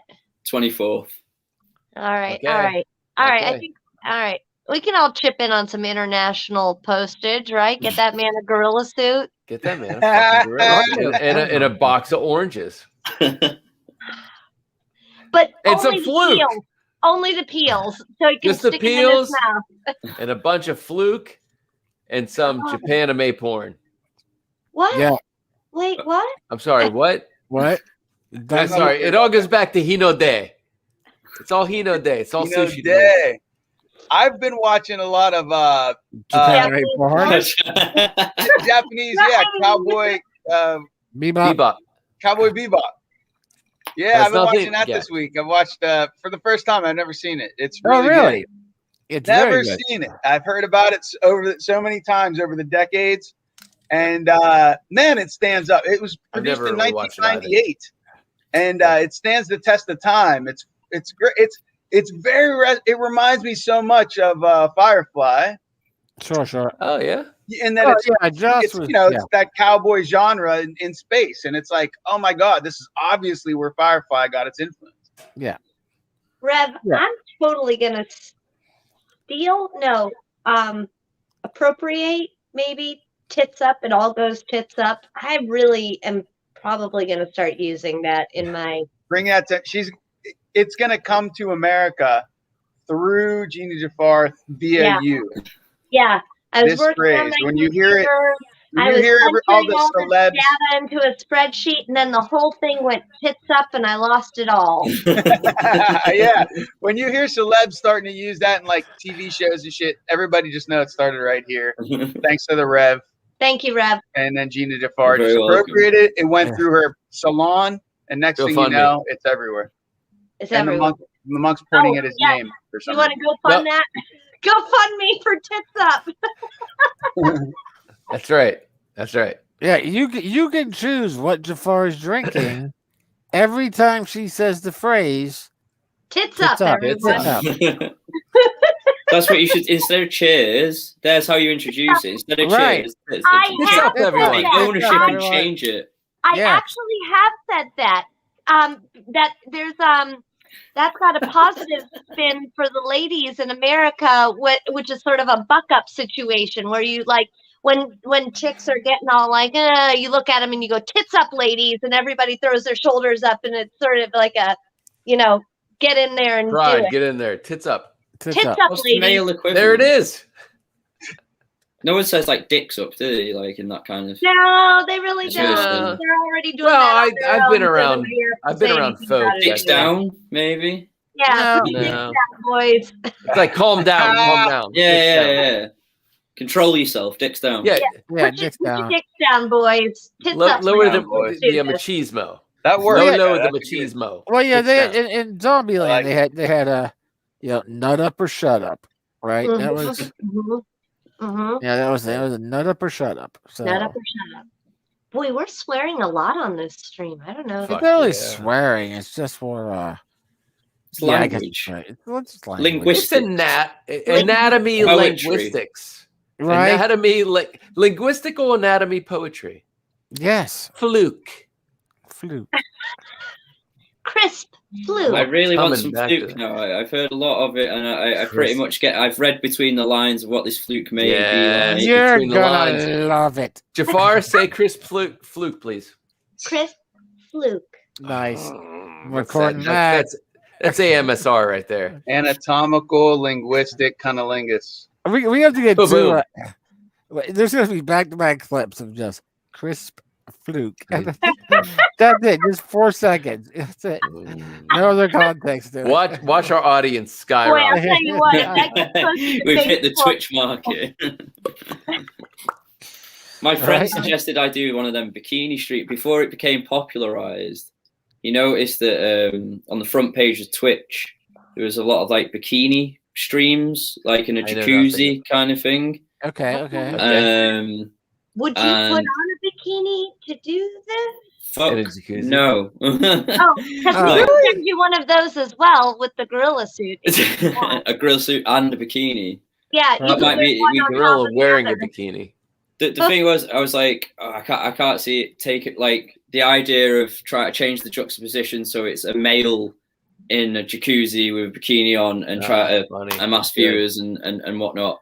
I was like, I poo-pooed the idea. I was like, I don't think it would be successful. And also, I have family and elderly relatives that know how to use the internet. And if it got any kind of traction and notoriety, I don't want my nan opening up her iPad one day and there's me in a hot tub with a bikini being all promiscuous. Right. Earning the donations, you know what I mean, and making it rain. Nana needs to open up her mind a little bit. I You know, think I so think too. it's Nana. I think it's time for Nana to get into the mindset that that's okay. You might actually. You might. I would you might never be show the my gateway. Nana, You let's may do be the this. gateway to a whole conversation that your nana has been waiting to talk about. Not you particularly. I I'll No. chat. think a lot of my Let's family have put her been on. wanting that conversation. Oh fuck it! Get me that jacuzzi. Get me that bikini. I'm in. Tits up. I'm in. Tits up, Nana. Tits up, man. I'm in. I'm sorry if that's disrespectful to your Nana. I Oh, apologize. no, that's all. I'm doing it for the follows, Nana. Tits up. And why haven't you liked my YouTube channel? Why haven't you subscribed, Nana? Subscribe, Nana. Shit.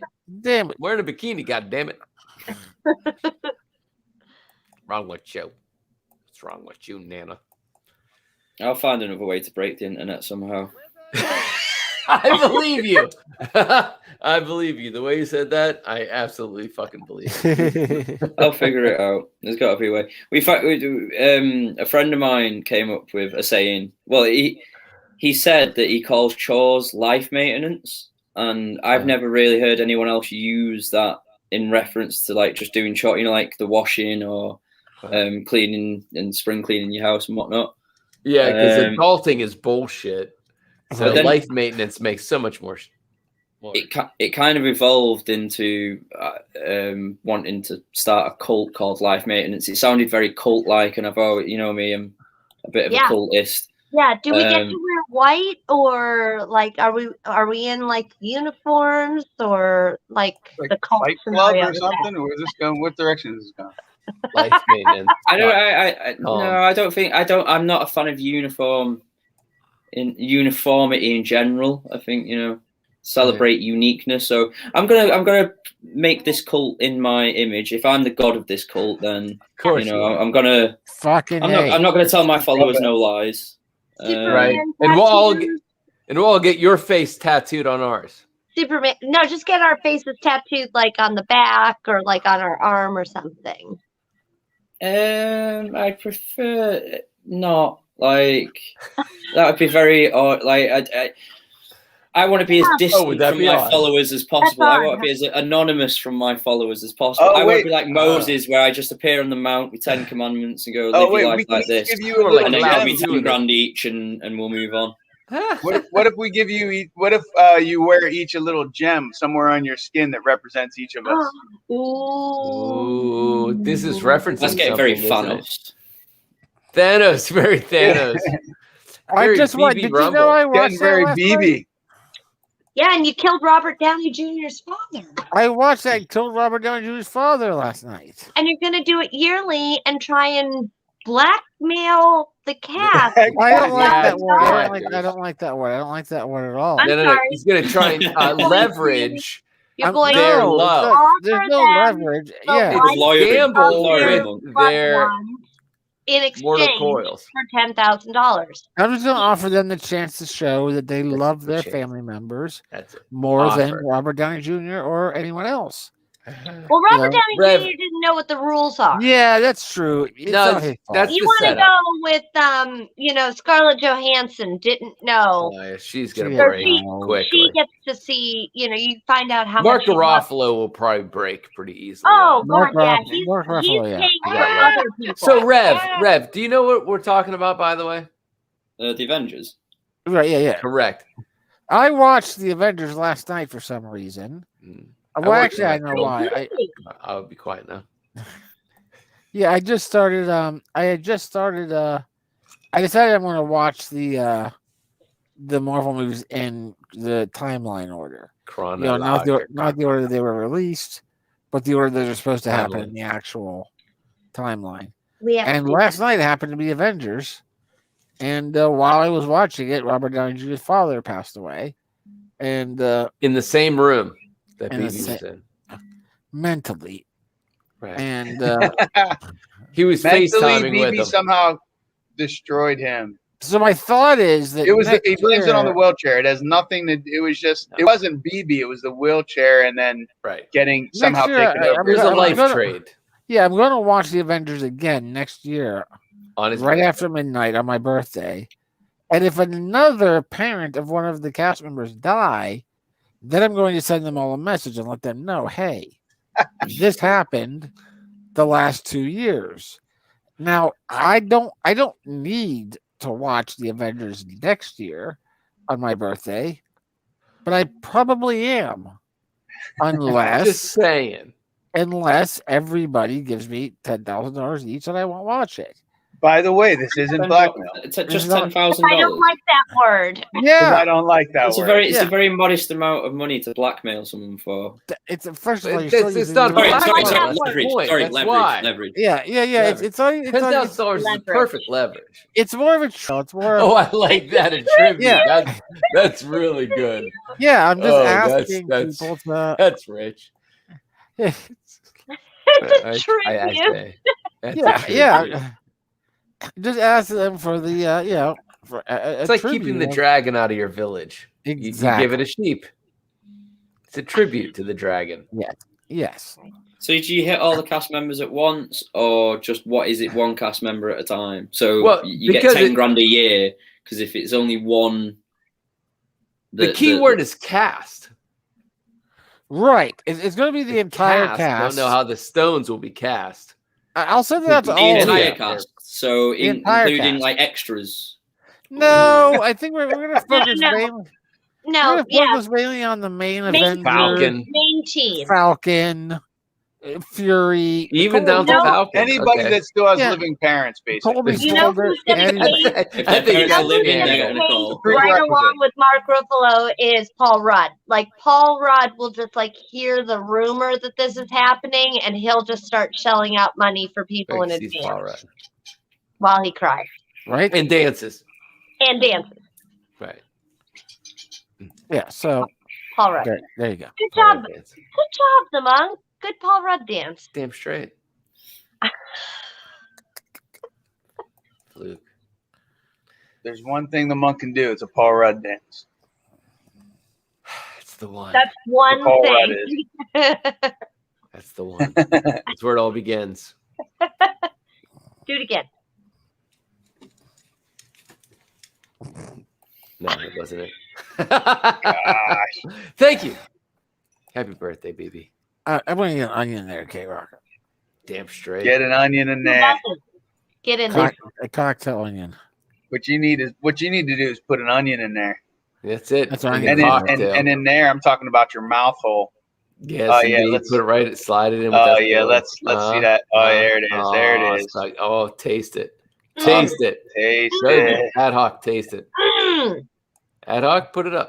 BB, taste it. Taste it. Oh, taste it. It's an eyeball. Oh. Up. Taste it. Tits up.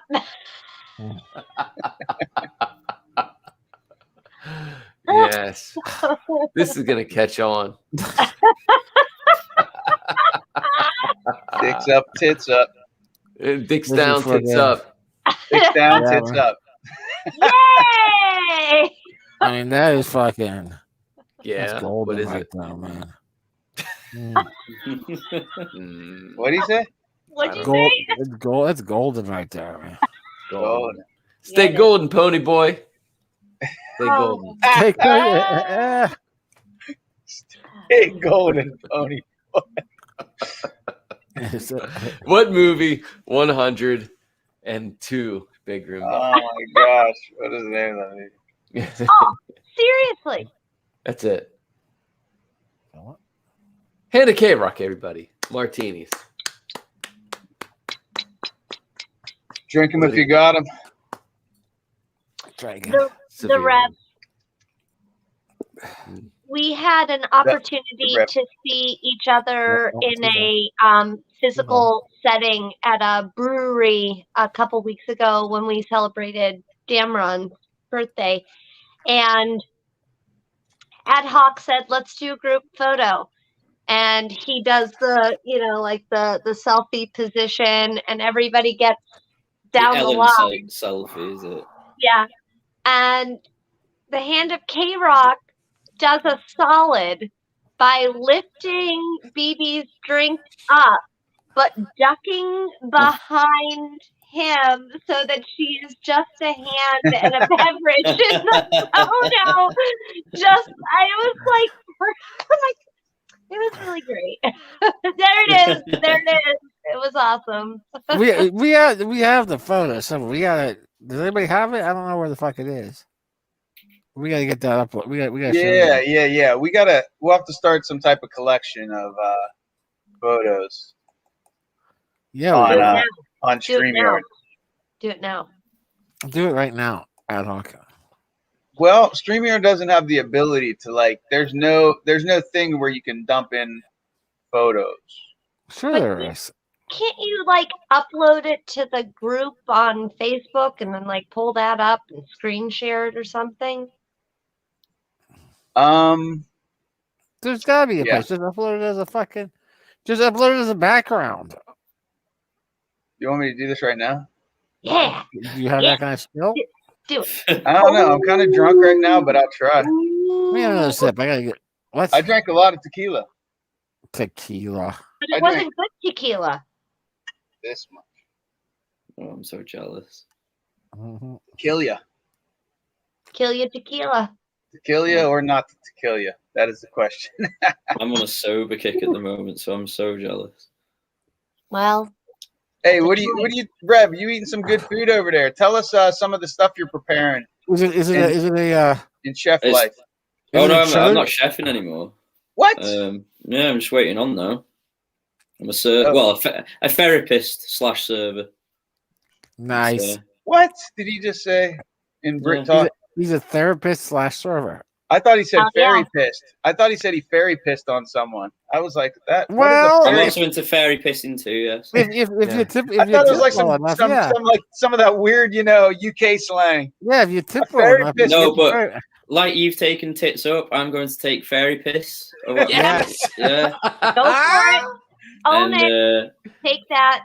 Yeah, Do like it a what lot. you will. It does sound like a porn category you should never click on. To be fair. Yeah. Right. Correct. It also sounds like Ones to something stay you clear could. of. But listen, here's the thing. I was young and I needed the money, so don't judge. It sounds like something you could say to someone. Like if you said it casually enough. If like let's say you got a great tip, and if you be like, "Oh, thank you for the tip," would you like a fairy piss?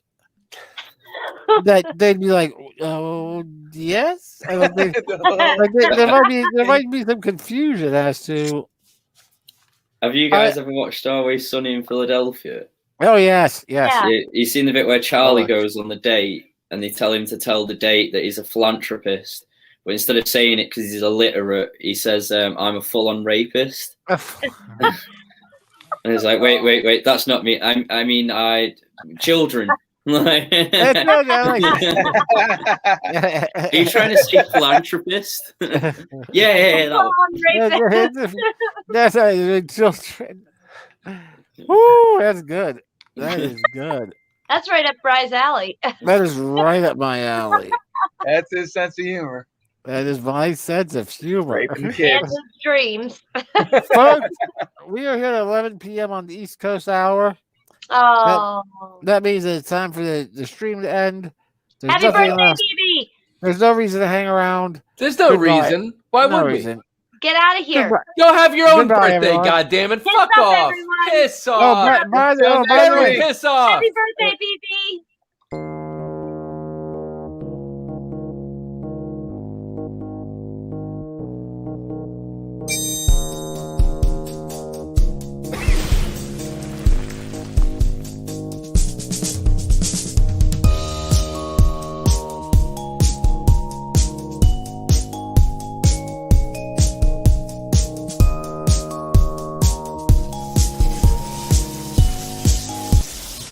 Whoop, whoop, What? whoop, whoop, whoop, Uh, whoop, whoop. What's happening? That was awkward. Wicked! Summons Mayor McCheese. Summons the Queen of Mayor McCheesetown.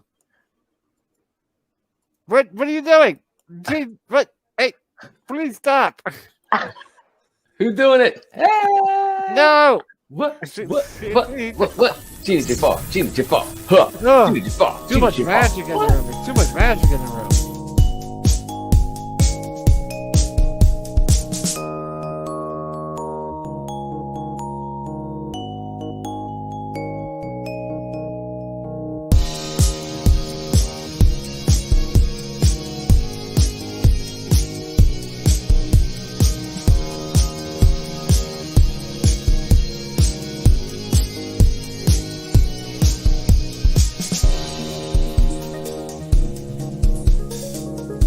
Something too. Wizard Man summons across the pond. Rip.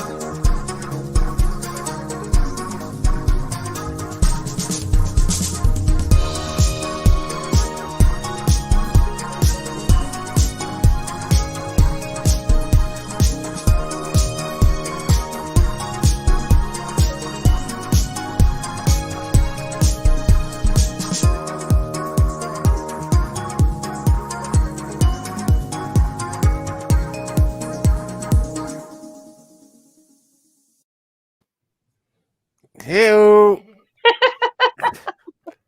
Oh man, there's a classic photo. That is Tell him what you fucking. did, the monk. Tell him what you did. I was pissing on the back of his neck. No, to your hair. What? Oh yeah, I tested scissors on my bangs. Oh, in this picture? Because how else are you supposed to know if scissors work? This is circa 1980. Yeah? Is what we're looking at there. That's the basement of St. Rocas. No, it's not. Yeah, it is. No, it's not. It's the hallway. No. It's not. It's the basement. Dude, the basement of St. Rocas used to look like this. It was totally fucking like esoteric and crazy. I always thought Warrior shield? Uh-huh. It's not the hallway.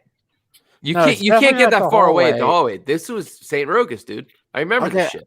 All right, I thought that was the old chestnut over at Aces.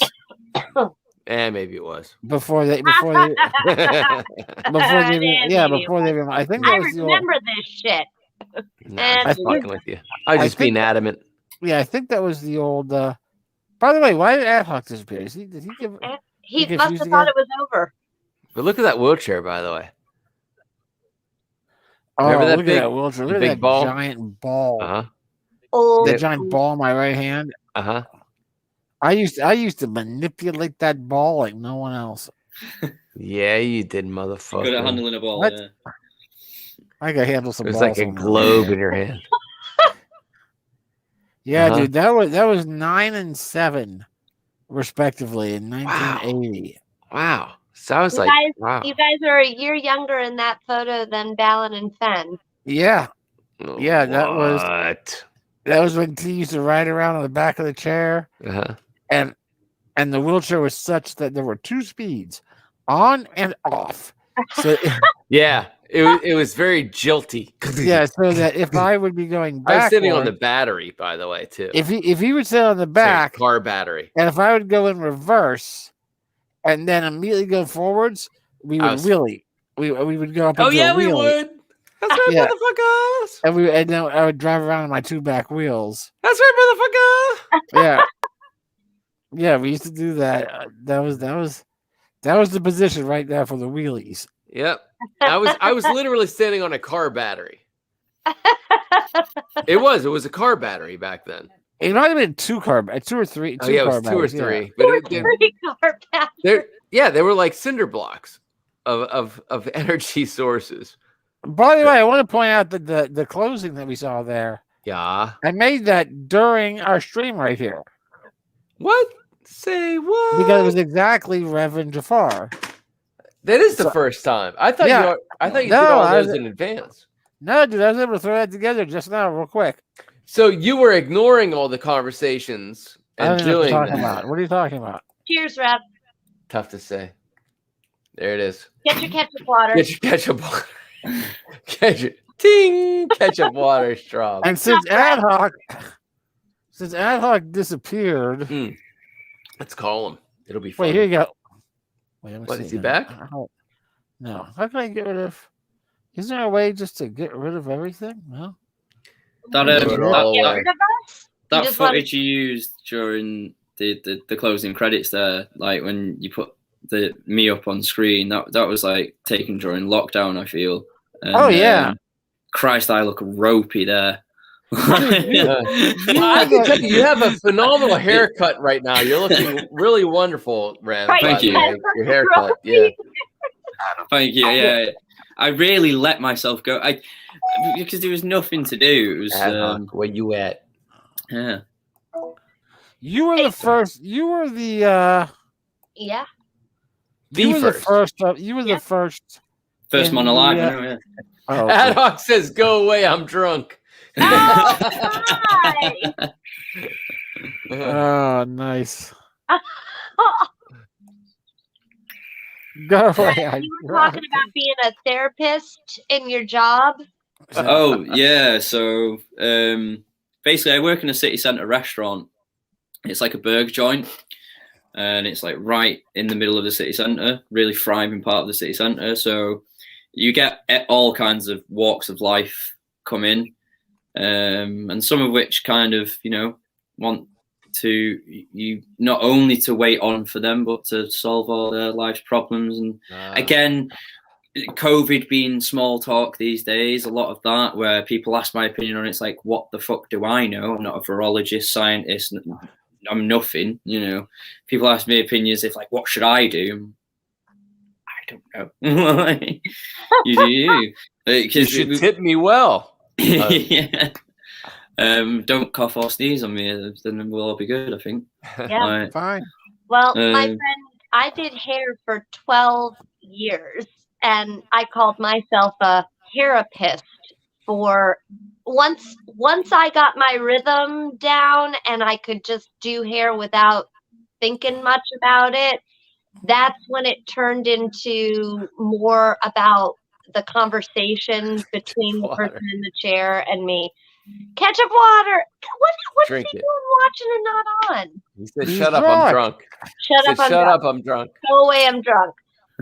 Anyway, yeah, so I've been there with that where like I'll never forget the first time I did this one lady. It was the first time I ever did her as a client, like the first time, and we've done the like, what do you want done with your hair? And she just wants a simple haircut. And then in the middle of the getting to know you part, she tells me about her son trying drugs and possibly, you know, partying in her basement. And does she like keep him close and let him do those things, or does she like, you know, try and shut it down? And I'm like, Or get sponsorship.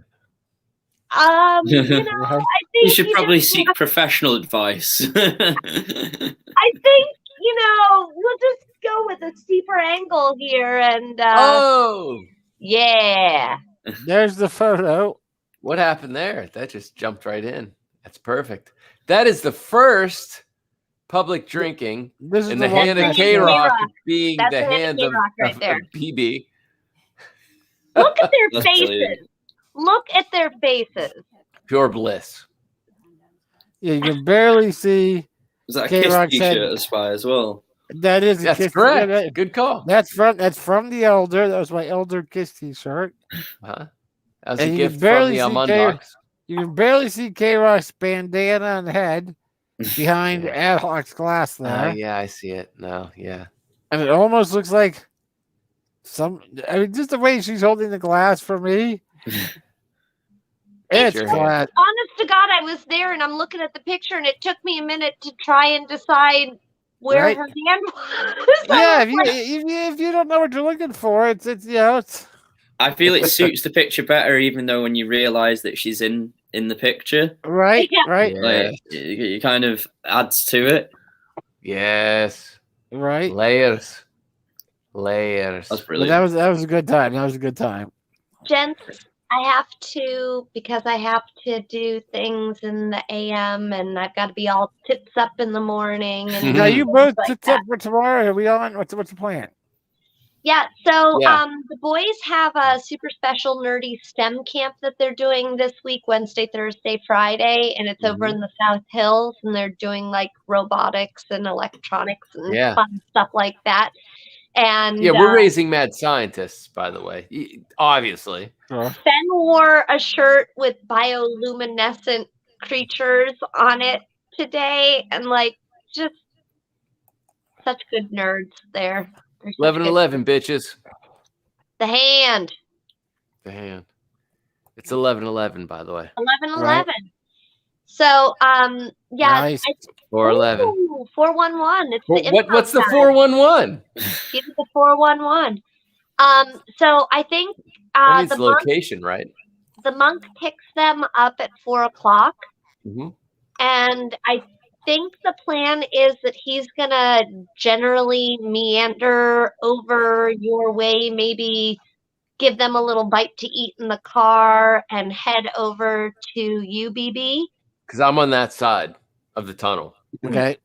And I'll be done with work at 4, and I'll probably be there at 6. Okay. And me and the boys will hang for a little bit of time. Fortunately, not a long bit of time, which was why I wanted to get on and drink 2 beers and 3 scotches with you tonight. I mean, you'll be here for an hour or 2 at least, right? Correct. An hour and a half, I think, is a safe bet. Okay.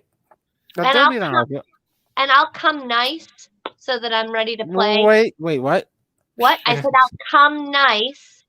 That's a cut. That's a clip. There it is. That's a clip.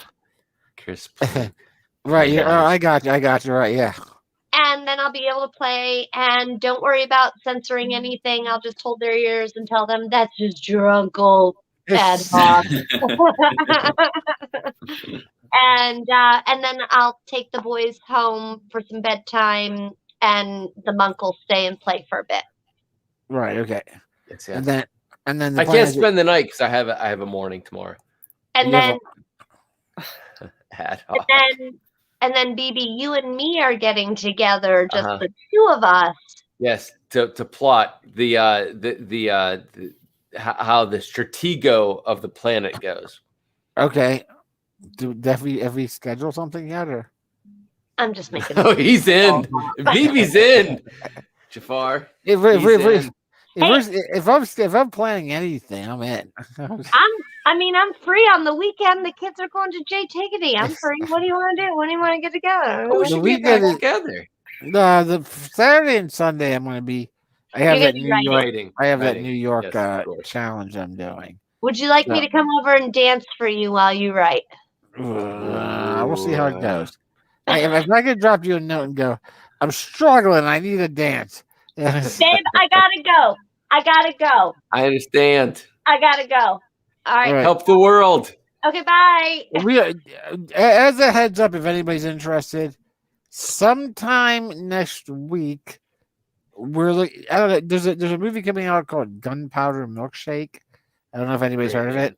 Nope. Great name. It's a Netflix movie, so it's coming out on Netflix. Yeah, it's a great But name. it stars a couple of great actors. Lena Headley. I don't know if you know her. Headley Lamar. Headley Lamar. Lena Headley and Karen Gilliam from Doctor Who. Yeah. I was gonna say that sounds familiar. Yeah, she played. And she's played. What's her name in Guardians of the Galaxy? Yeah. The sister. The sister, right? Yeah, it's the two of them. And it's a total. It's like a pure just shoot 'em up action movie, but it stars the two of them. Okay.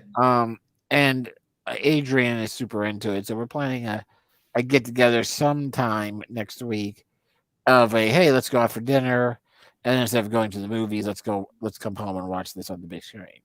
Fun.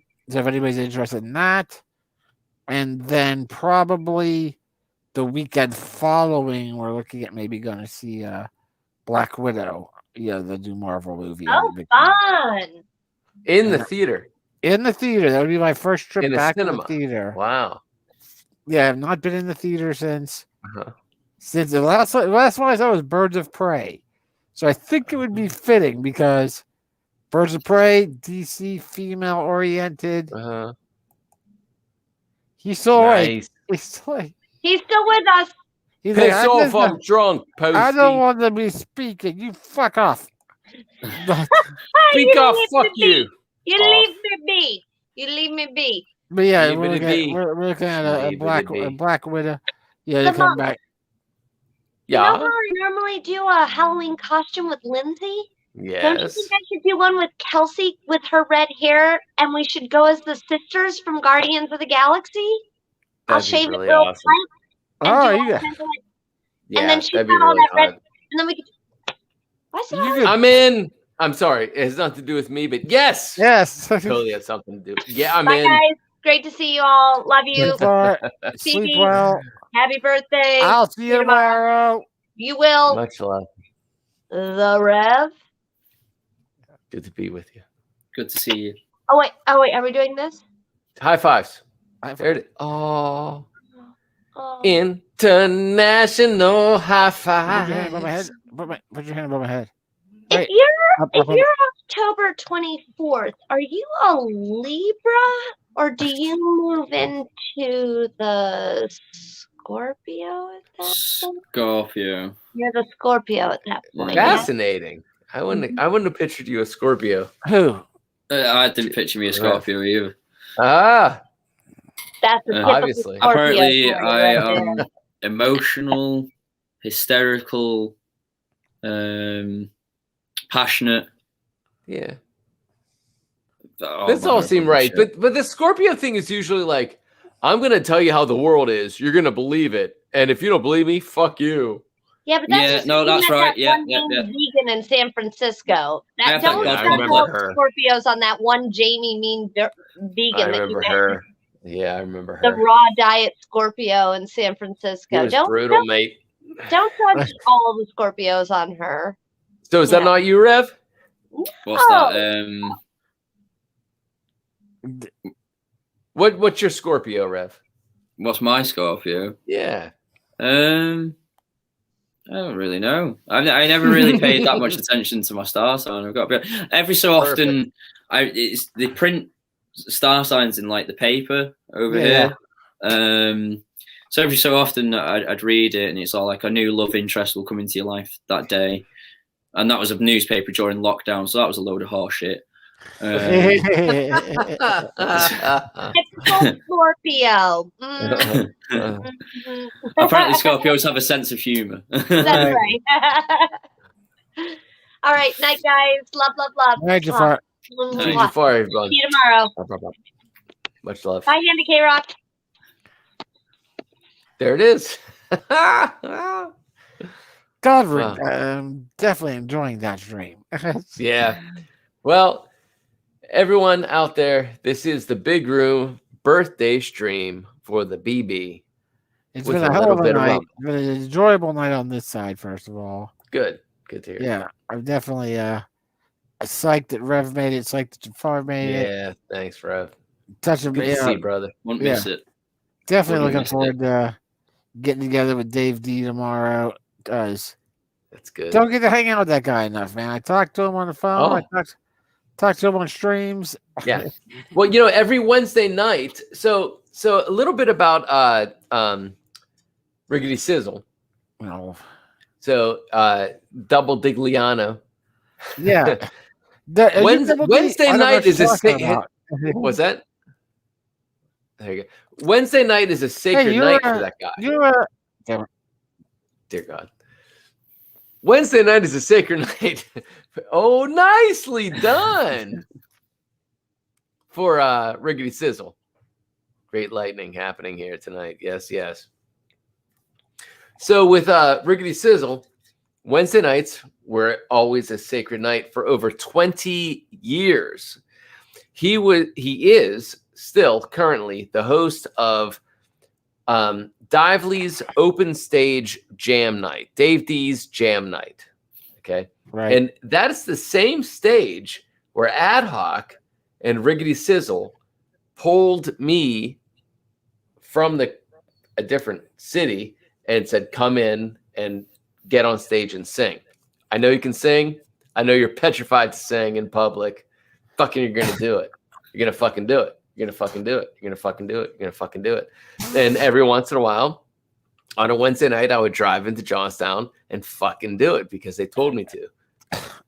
And that's how I cut my teeth. Like all of my anxieties from my youth, singing on stage, as a youth, and then all the teenage anxieties making me stop doing it. They made me do it every Wednesday night. So now that things are opening up again, Riggedy Sizzle is hosting those as on every Wednesday night. So Riggedy and I have connected as writing more this year than ever over his epic rock opera that he's working on. Is that Monster Couch or Monster Correct. Couch? Yeah. Monster Couch. Yes. And he has done some amazing work on it. Where, 2 or 3 months ago, when I first started, my initial reaction was, "I love that you're doing this. Good for you. I think it's going to be a hard sell, but I love what you're doing here." And after what I saw what he did on his Arizona trip, where he, I saw the background that he built, and all that. In the course of a 2-hour conversation I had with him, I literally transitioned to, "Holy shit! I think this is viable. Like, I think you could actually make this happen." Like you've got a world here now. that no one's ever conceived of before. No, you've got a whole universe that no one's ever conceived of. And it's definitely, if It's you get someone completely to, fuck all original. if you can, all you gotta do, it's gonna be that initial hook. That initial hook's got to be solid enough to sell the people on the fact that, listen, you're about to hear some shit that seems absolutely unrealistic, and I acknowledge that. Yeah. Forget Good that. point. Just go with the story. Yeah. And if you do, I'll take you places. And you know, and Dave D is one of those characters that I've known almost as long as I've known the Monk and Adog. I mean, about maybe 10 years less. Yeah. But still 30 plus years. Good point. You know, I've still done over 30 years. Good point. Yeah. I've other than that one New Year's that we hung out, like just before you went to San Francisco. Uh-huh. I've spent no real time hanging out with him.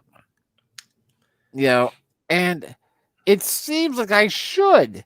He's a sports fan. Neither always confused the fuck out of me. Yeah. He's a sports fan. He loves the Steelers, the Penguins. He likes to talk sports. Yeah, it seems like he and I should be like I should just cast the Monk and Ad hoc aside and embrace Dave D and go, brother. Finally we are together. Yes. Yeah.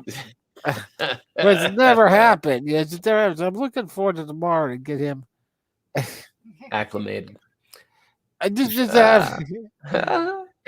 because and he's been out here a couple times to the high hold, but it's just been to high view hold. Yeah. By the way, Rev, tomorrow night, if you're available, we will be having. Go ahead. Starting at like 6 p.m. our time. Yes, Eastern our time. We're going to be gathering. Yeah. Who knows? We may wind up streaming. The plan is not to drink so much. We will be partaking in higher vibrational activity. We're going to be ingesting a few things, and who knows where that goes? Tough to say. Very interested. This will connect you if you like. Oh, what is that? His rectangle, his magic rectangle. My magic rectangle. This thing. Yeah. 425. Dear God. I love it. Yeah, I'm gonna head to bed in a minute. Understood. But if you want to check that out. But if you want to give a buzz over using Messenger, Facebook Messenger, you could be in the room with us. Yeah, that sounds like a good shout. Yeah, definitely. Yeah. If you want to, I think the plan is for everyone to gather at 6, and you'll get to see the high hold, enjoy some candy. Yeah, where they live, dude, and then you could definitely take a look. We'll give you a tour of the of the high view hold, and which is the big room 2.0. But yeah, so I think the plan for everyone to get together at 6. Hopefully things were rolling nicely by 7, and we'll see where things go from there. Oh yeah, I'm definitely up for that. That'd be great. 100%, wonderful. 100% ping us. Yeah, give us a ping and on the magic rectangle. I'm gonna shoot off and surely, brother, head to bed. But good it's been a see pleasure you, spending you guys too. Man. Many happy returns, BB. Dude, thank you so much. Another revolution around the sun. That's right. Every little bit, dude. Little thing, nothing's trivial. Nothing is trivial. Nothing is trivial. I so appreciate you being here tonight. That's awesome. Yeah. Oh, I appreciate you having and inviting me onto the big room every time. Yeah. Sleep well. Have fun. Have a great day tomorrow. I hope to see you again in the evening. Most certainly. Cool. All right. Be safe. Love you, Rev. Live it well, Stay brother. Safe. Thanks for sharing. Cheers. Nice. Love it. And back to the original 2. Such a fascinating 50, and we're looking at 45. Thanks for filling in for me. Yeah, right on. Fuck. Piss off. I'm drunk. Piss off. Get away. I've known you guys for 45 years. I don't need to be here anymore. Yeah, piss off. But so let's have a little perspective, BB. Just you and I. Just you and I. Sharing our dreams together. I know in time, about a half century of time, we will be cybernetic together. Yes. Global spine. We are coming up right this September, October will be 43 years that we've known each other. 43? Right? Well, oh yeah, I was 5, not you. You were 5, I was 7. Yep. So that'll be 43 years. And I saw a post, I saw a Facebook memory of mine from 5 years ago. Okay. Where on my birthday, I commented that I'd been watching some show or something, and a girl was talking about her best friend. And she was like, oh man, she's my oldest friend. You know what I mean? This is the kind of friendship you don't find anymore. We've been friends for at least the last 10 years. And I commented saying, is this the thing now? Like, is 10 years is that odd? Is that odd? Like, is it odd to find people that are friends, not just acquaintances? Or not, I knew this person when they were 7, and then we didn't really hear each other for 15, 20 years, and then we wound up meeting each other again. No. So is it where does it fall on the rarity scale? I think pretty fucking rare, because the point is that we grew up in the same neighborhood, a block and a half, away from each other. Yeah. Now, most friendships from childhood are due to proximity, right? Alone, and a young mentality alone. Outside of growth, it's all just completely fucking roll of the die, but that was one of Gary's things. Oh yeah, back in I think I'm going to be talking to somebody else about this recently, but when I met K-Rock originally in '93 online, it was a thing of, oh man, this seems like an interesting person. And we were talking, and Ad-Hoc's reaction was hilarious. Ad Hoc was totally against her visiting. Like visiting. He was visiting. Okay. Yeah, he was like, dude, she's coming out to visit you for what? She's gonna be for 17 days. She's gonna destroy you, man. Succubus. His reaction was, dude, you guys are gonna hate each other. You're gonna hate each other at the end of this. And I was like, I don't think we are. She cusping the balls right there. No, that was more of a shrug, but you can only see half of her. Right. I thought it was like. There it is. What are you gonna do? I don't think we are. Yeah, and then it turned out, obviously, not so much. But Gary had a thing of not so much. Gary had a thing where he said when I first met her, and when she first showed up, and she spent those 17 days, and 17 days. We went down to Aces, and that's the song, 17 Days. Yeah. Oh, that's great. By Prince, yeah. Let the rain fall down for 17 days. Yeah. Huh. Oh, I have to listen to that someday. 17's it's a pretty occult number. Because it's a prime number.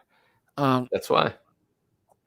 But when I took her down and Gary met her, and Gary was like, I like her. she's very. She seems like a very interesting soul, and when he had said, the thing is that so many people don't see or don't really. Was that something interesting or? Well, I got a whoop, and I got a photo sent to me. Hand of K-Rock representing. Yeah. Okay. Sorry. Nice. But it was this. Got sent to me. Oh yeah, so what we just shared. Okay. Yeah. At 11:32, apparently. How perfect is that? That's nice. That's when it showed up. Right. That's a time. 32 is K-Rock's number, by the way. But Gary went off of this whole thing about, because this was the early 90s, the early days of the internet, right? Like when chatting and discussing was just and social media was just getting started. And Gary went off with this whole thing where it was like, the thing is, he was like, at that time he was much younger than I am now. Yeah, he was, fascinating. Yeah, at that time when I met, Uh-huh. I mean, when I met Gary, or at this time when I met Karen, Gary would have been 39-ish. Yeah, somewhere around 30 no, wait, 35-ish. Yeah, around 35. Perspective. Yeah, he would have been 35, around 35. And Pajowza. And Gary's view on that point at that time was it's amazing. We have this one life to experience. This was his words. This reality. We get to experience this right here, this life. And so many people, their entire lives wind up being nothing but the people that live around them. They meet those people, and that becomes their entire world. And now you're getting into this world where you can reach anybody, anywhere, and you're gonna maybe you'll find people like 50 years ago, you and this girl would have never met each other. Never. The odds would have been astronomical. They're pretty rare odds now, but it would have been almost impossible back in the day. And so that was kind of Gary's thing back then. It was the thing of, that's awesome. Yeah, he saw it.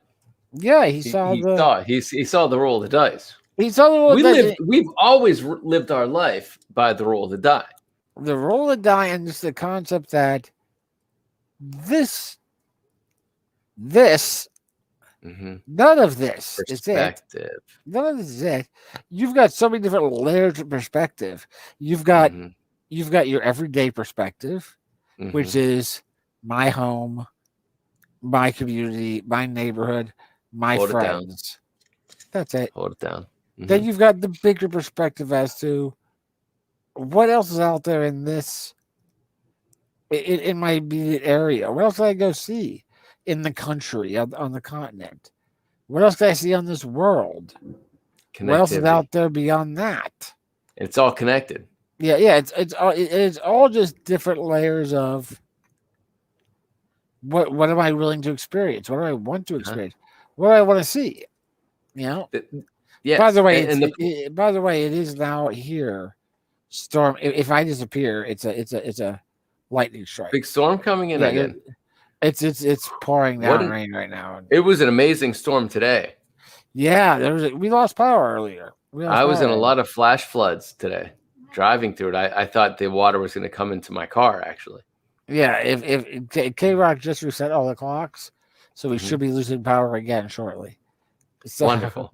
That said, I want to jump back real quick. Yes. The realization that there is a connectivity from blade of grass to blade of grass to blade of grass. Everything is connected. You start seeing the space in between. And that's where all of the activity actually happens, is the space in between. A molecule is 99.9% negative space. Right. It's the space in between that holds all of the energy or the mind of it together. And because, all of reality is pretty much negative space. So once you start realizing this and the energy evolving in all things electric, connecting us, the world is yours to align with if you put your mental state, your energetic mindset out there. Those of like mind or like vibration will tune into that exact fucking radio station because they're already tuning into it. The lightning is Gary. The feeling you are feeling is the quickening. I listened to that multiple times today. Nice. I am immortal. I had to. I haven't. Did you see the Oh yeah, it was great. It was fucking perfect, right? It was chosen. Yeah, I have inside me blood of kings. I have. Yeah. So nothing is trivial. All things are connected. The more you put your true self out there, the more you will find of like mind. Yeah. The luck of that you roll the dice and you're of like mind and your mentor and your clan and your tribe is one block away from you. It's pretty fucking rare. Yeah. So it seems. Yeah, because you would think that at some point during the evolution of your consciousness, as you begin to realize who you are, you are in this version of reality, that there may very well be a divergence between one individual and the next. Many paths. Fuck, I've diverged from enough members of my family to go, well, I couldn't. Right. Yeah. Couldn't That was do the single. Yeah. A long journey, a single path. You have a couple people that pop on here and there as your crew. Yeah, and some of them come and they choose other paths. Right, and then other ones come and replace them and whatnot. But without a question, it's been 4+ decades. 4+ decades now of never going. Never going more than a year without some kind of communication. Never go without a few months without some form of communication. And like I said, and we've talked about it a few times, but I definitely think that if there was any benefit of the pandemic, I do think it was a serving as a reminder, as to the look, we're still all going to do our own things, and no, we're not going to be able to. You're not going to be able to come to every festival I go to, or I'm not going to be able to. Or I'm just like, you're not going to want to come to everything I go to. Or I'm not going to want to go to everything you go to. And that's all right. But we're going to see each other more than we have in the 4 or 5 years previous. Just because it's almost one of those cliches of life gets in the way and you kind of forget sometimes. I don't think we forgot. I think we just kind of minimized it too much. Right. So it is more of a thing of, dude, just getting together and conversing and sharing the mind. Conversing, the mind was always there. It was literally limitation of location. Yeah, and it was the road in between. So we were spending so much time together because we grew up in the same neighborhood, and then when we moved to Hershey, we had family in Johnstown, so we would come to Johnstown twice a month. Right. And I would get dropped off in the big room. Yeah. That Friday and get picked up on that Sunday. Right. Yeah. You know what I mean? Yeah. You know what I mean? Like my family be damned.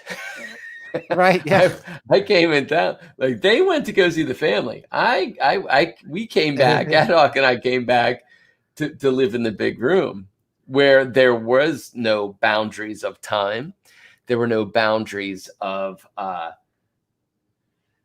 ideas, color code, space, reality. There were no fucking boundaries. It was like you arrived, and you arrived as a journeyman. Yeah. You arrived as a creator. Like there was no path created before the moment. And all paths were created in that instant that the tribe fucking got together. Yeah, we so rarely had any pre-planned days back then. It was just no. Oh, here we are. Oh, and that's why tomorrow I wanted to make sure it was just a thing of, dude, I don't want. The last thing I want anybody tomorrow, when we're all gathering, is feeling like, oh, I gotta do, or we have to do this, or we have no. We don't have to do shit tomorrow. We don't have to do, We've grown enough to not have to do anything except be. We've grown enough to remember what it was like to be children, and when we didn't have anything except the be of the moment. Right. Yeah. I mean, I'm looking forward to it. Yeah, man. I'm looking forward to it as well. And to be honest with you, I'm extremely thrilled to have the next wave come and experience that essence of being and watch all of us gather as childhood friends, being jovial to be in each other's presence, and just elate in that and excite each other's minds. Sure. Really yeah. happy. I'm really happy. In a way, like always imagining the next generation or procreation, and the big room was always involved in my mindset of raising the next generation. And there has been sibling generations that were brought in and that have experienced the big room, and you have an idea of what that means. Like the fellowship growing, or the elder, the under the rose, what would happen under the rose? But right.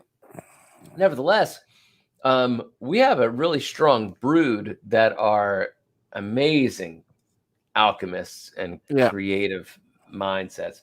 And I've been thinking to myself for years now, man, I wish they can stand in front of that suit of armor. I wish they knew the length of the hallway that connected the big room, to the kitchen, to the den of the Gaia, and where all of the herbs were, and where everything was concocted, of the alchemy that happened at the one end, of to the big room. It's just man. I hear you, man. I wished that for them. So having them be a part of this celebration mañana, I'm really excited. I'm really thrilled. Yeah, dude. Yeah, I'm like I said, I know you obviously, we never know. You never know where things are going to go. Ad hoc might be talking about how much I'd love to lick those dimples any day, and it'll flow. The point is they're of age to experience. Right. What is it? They're 8 and 10, or what is it? Correct. Yeah. Oh yeah, dude. I was a big room-ite for 5 years. I had already seen Conan the Barbarian and Excalibur at that age, for Christ's sakes, and watched Hawk the Slayer 100 times over. Right. We were playing D&D for half a decade at that point together. No, I don't know if we were at that point. I don't know if we were drinking it. I think that was slightly early. I mean, I think I was 11. Yeah, I think he was 11. I was 13 when we started Yeah, I think I was 6th grade. Building our gummy berry juices and taking what we could. Yeah. Living in the Badlands, scrambling for what we could when we could. Living in the Badlands. True. Truth. Well, yeah. Yeah, it was close though, dude. You're not that far off. You're not that far off, dude. You're fucking. So my maybe point 2 or is, 3 years off. I really want to get Yaman, I know Shaman, and the individuals that when Jafar and I were procreating and talking about the lives that we will lead and the family that we will interject into those lives, and all of the artists and the creative sect, the creatives that they would be involved with, have dwindled away. The ones that we were involved with 15 years to 20 years ago. And they've all gone on their own paths or destructive paths or their family paths. Nevertheless, the creatives that were birthed as such hold true. And the irony is the ones that I lucked into, we all lucked into. Yes. 43 years ago are the ones that are the most active. Yeah. In my day-to-day. So my goodness, Uncle Bry, it's time. I'm bringing. Do you think they're worthy of the fellowship? Oh yes. I certainly do, my lord. I certainly do, my lord. Right. Fuck yeah, In fact, the light in their eye. Look of a champion. A real champion. We got champions, man. Sure, yeah. I think champions. So yes. So I'm really looking forward to tomorrow. It's the second Camelot, It's the high hold. And family Sam Camelot. Do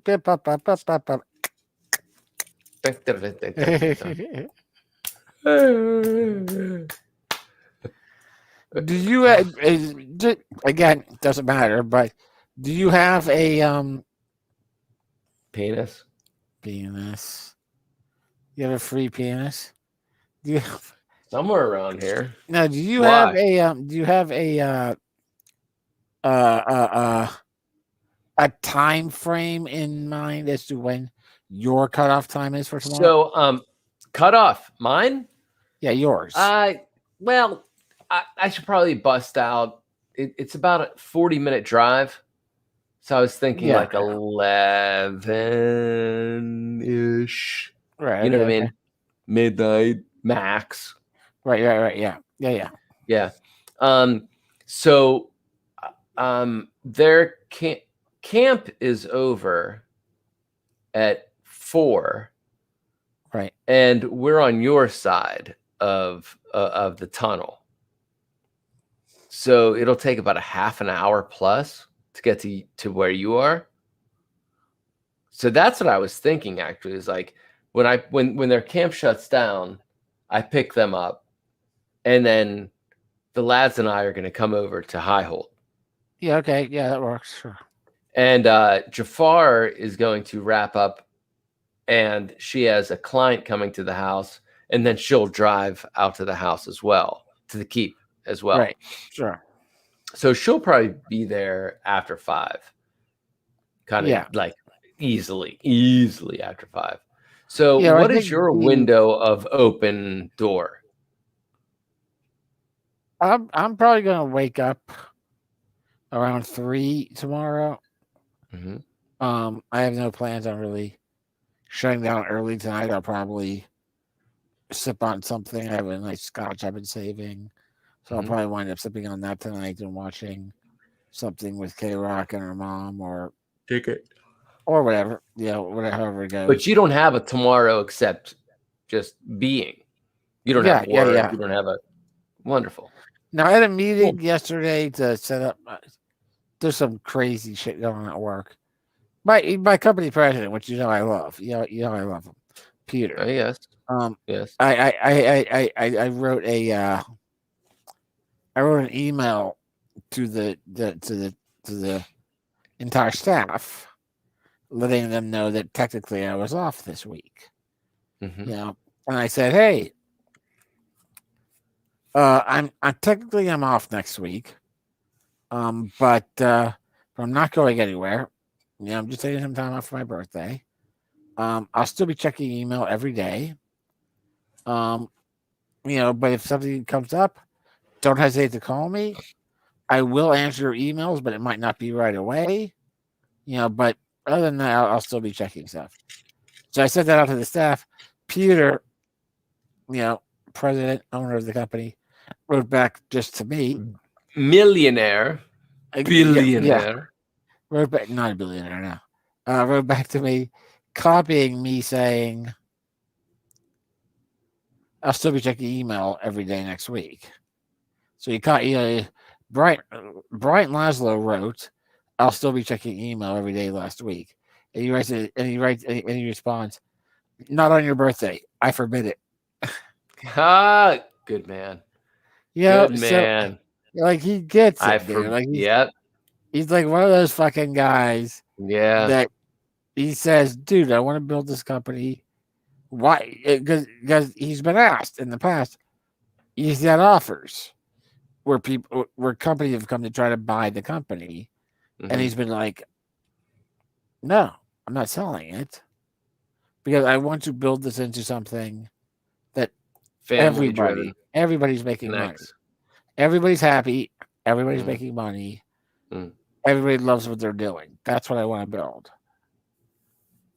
So I've been into. And he's fucking doing it for over. You've been with him for what? 12 years? 17 years now. Wow. I've been working full time for them 17 years. That's awesome. Yeah, dude, it's great. And that's the key right there. It's because of that. It's because of that kind of shit. It's because of that kind of thoughts from the higher ups, from the top management. Like, dude, I'm not looking to make a quick buck. I'm not looking to make a quick buck. I'm not looking to say, how can we make the most money right away? I'm looking to make a solid long-term company that when I'm gone, somebody else is going to take it over and keep it building, keep it rolling, and that everybody involved is going to be happy because they're making a living. They're not just struggling day to day and whatnot, but they're making to produce. Yeah. So so he acknowledges the importance of your time. I want to touch on this real quick. I've been working in the film industry for 11 years. Yes. And very early in it, I was told by those who have been in it to don't extend yourself because it will be overlooked immediately and you will be held to that responsibility of your caliber with never without giving proper compensation for your giving your life away. Right. Because every film, like whatever you did on that last film, pretty much fucking ends. And then the last film comes in, you're with it, and you're just always extending yourself, So,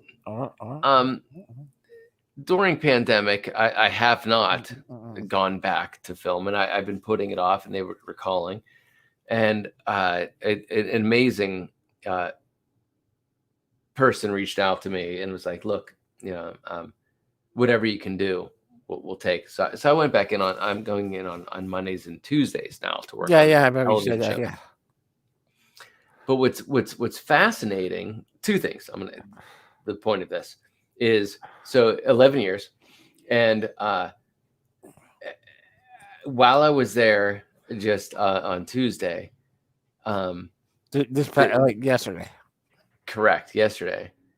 The conversation was happening with the whole the paint department, the scenic artist department, and they were dealing with things coming in, and this gentleman who I have huge respect for, he's the scenic charge, was like, man, here's another prime example. He's like, what's that Michael Jackson song? They don't really care about us. And I was like, all I'm trying to say is that they don't really care about us, because they're talking about these hours and the limitations that they're being, and there it is again. And it's for over a decade now, it's that way. Right. So today and that was yesterday. Today, I take my kids to this engineering science class. It's on robotics. It's the camp for the week, Wednesday, Thursday, Friday.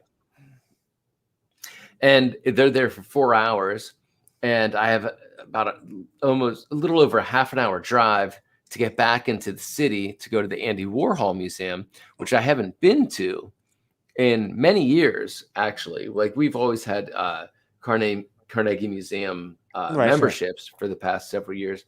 But the Warhol is just not on the list because, with children, they're not really interested in it, So I went. I was like, well, I'm going to take this opportunity and go. Dude, I was there fucking opening weekend, back in the day.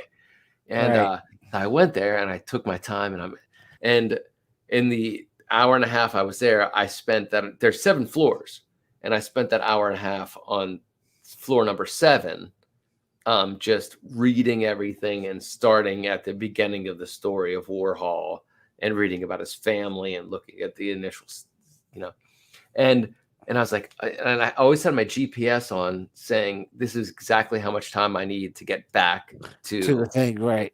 Mm-hmm. And so it was getting a little dodgy, and I was like, okay, I better just wrap up this floor and start heading down. And as I was working to each floor, I kind of looked around and then, just looked in and went out. And when I hit the 3rd floor, I was like, I want to see this. It's the collaborations with Jean-Michel Basquiat. And I was looking at him, and as I came out,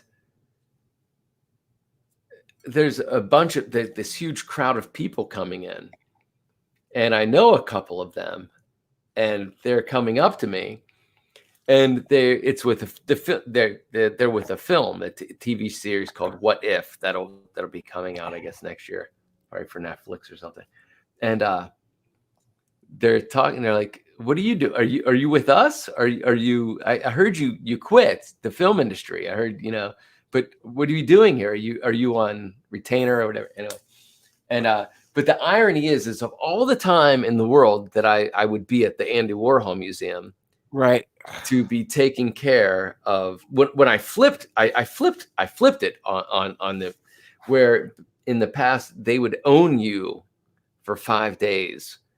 And whatever hours they want, possibly 6 days when we were in the film industry. And then you would have 2 days off. Well, I flipped it on them. I'm at the point in my career now, I flipped it. I work for them for 2 days, and I have 5 days to create my studio. Right. And of all the fucking time in the world, I just happened to be there as I'm leaving, as this film industry is coming in and they're scouting. So it's all what was always called the pony show.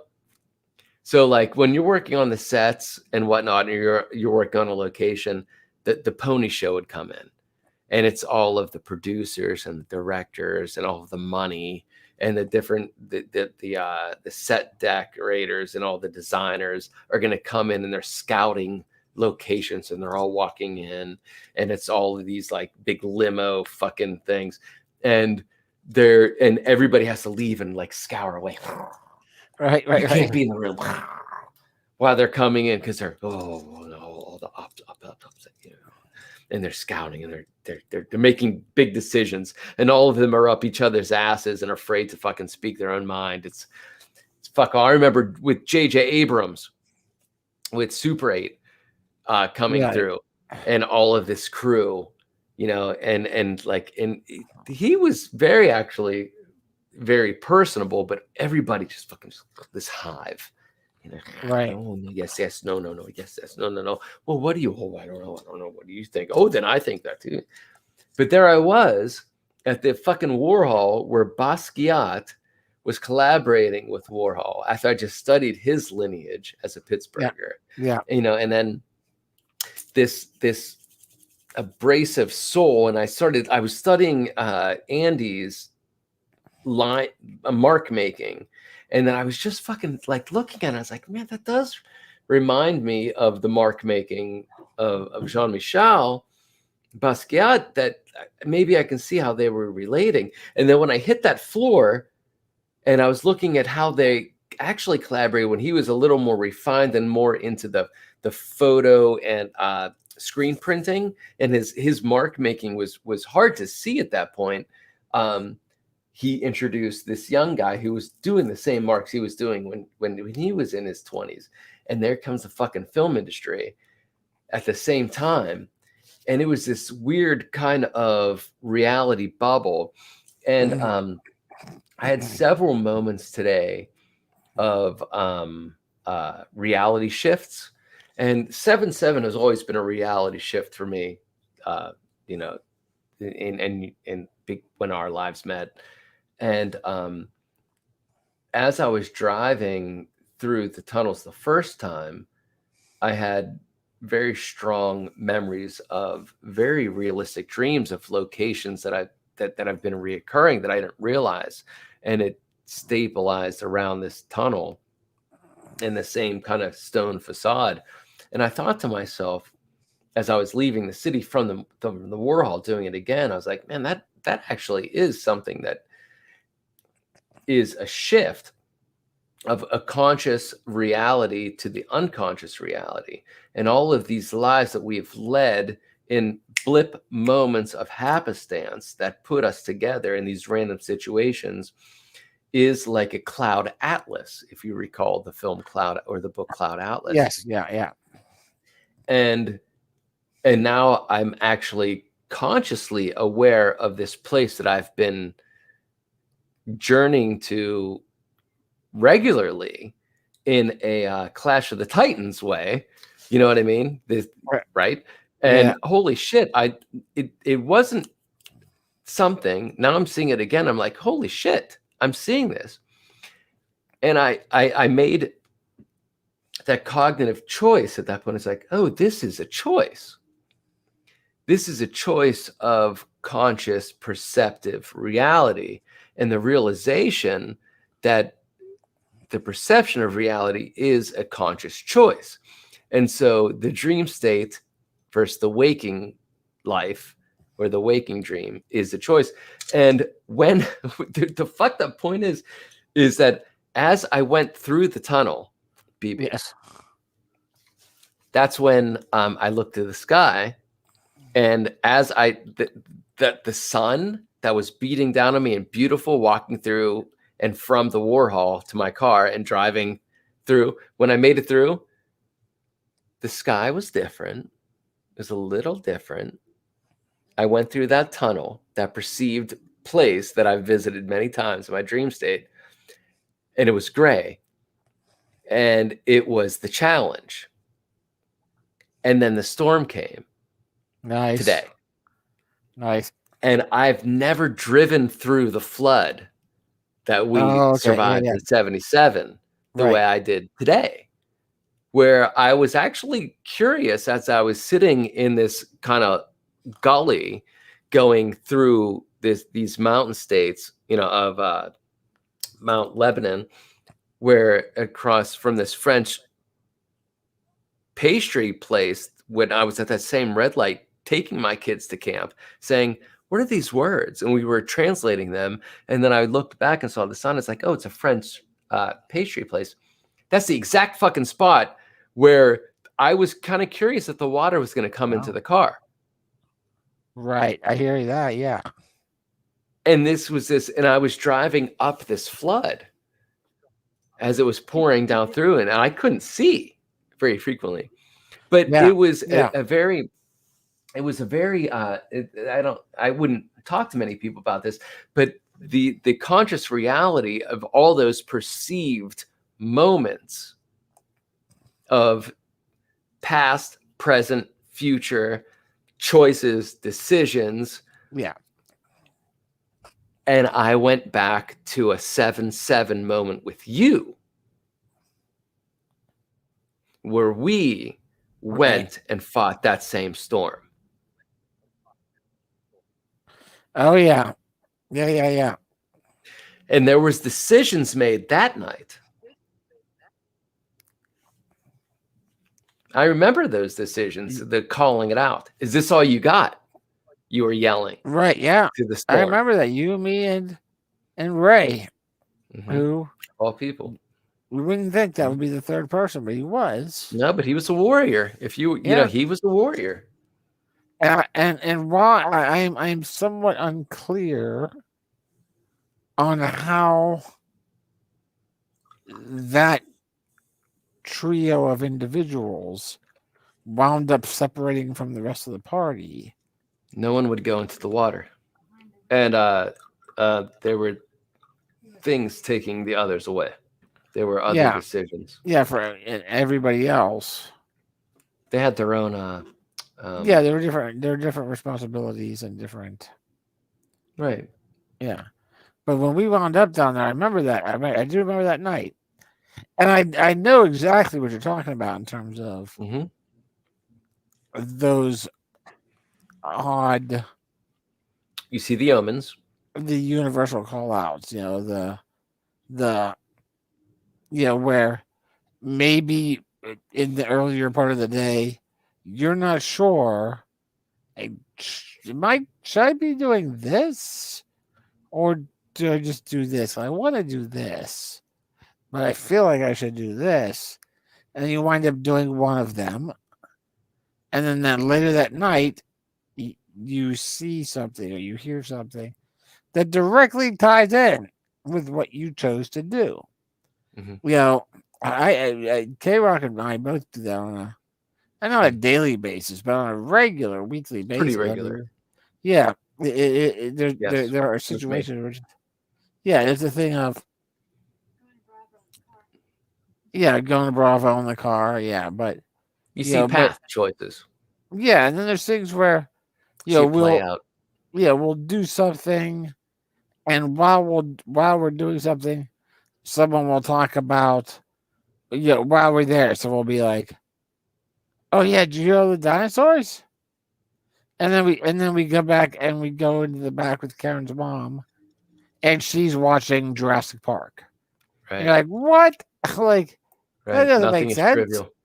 Nothing is trivial.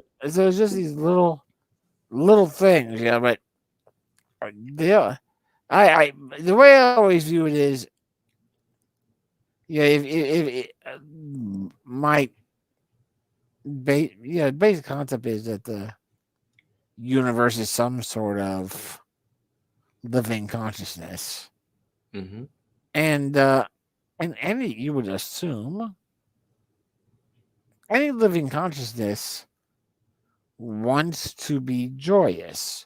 It doesn't want to be angry or upset or frustrated. If something is alive and self-aware, it seeks to be content at the very least. If not more so than that.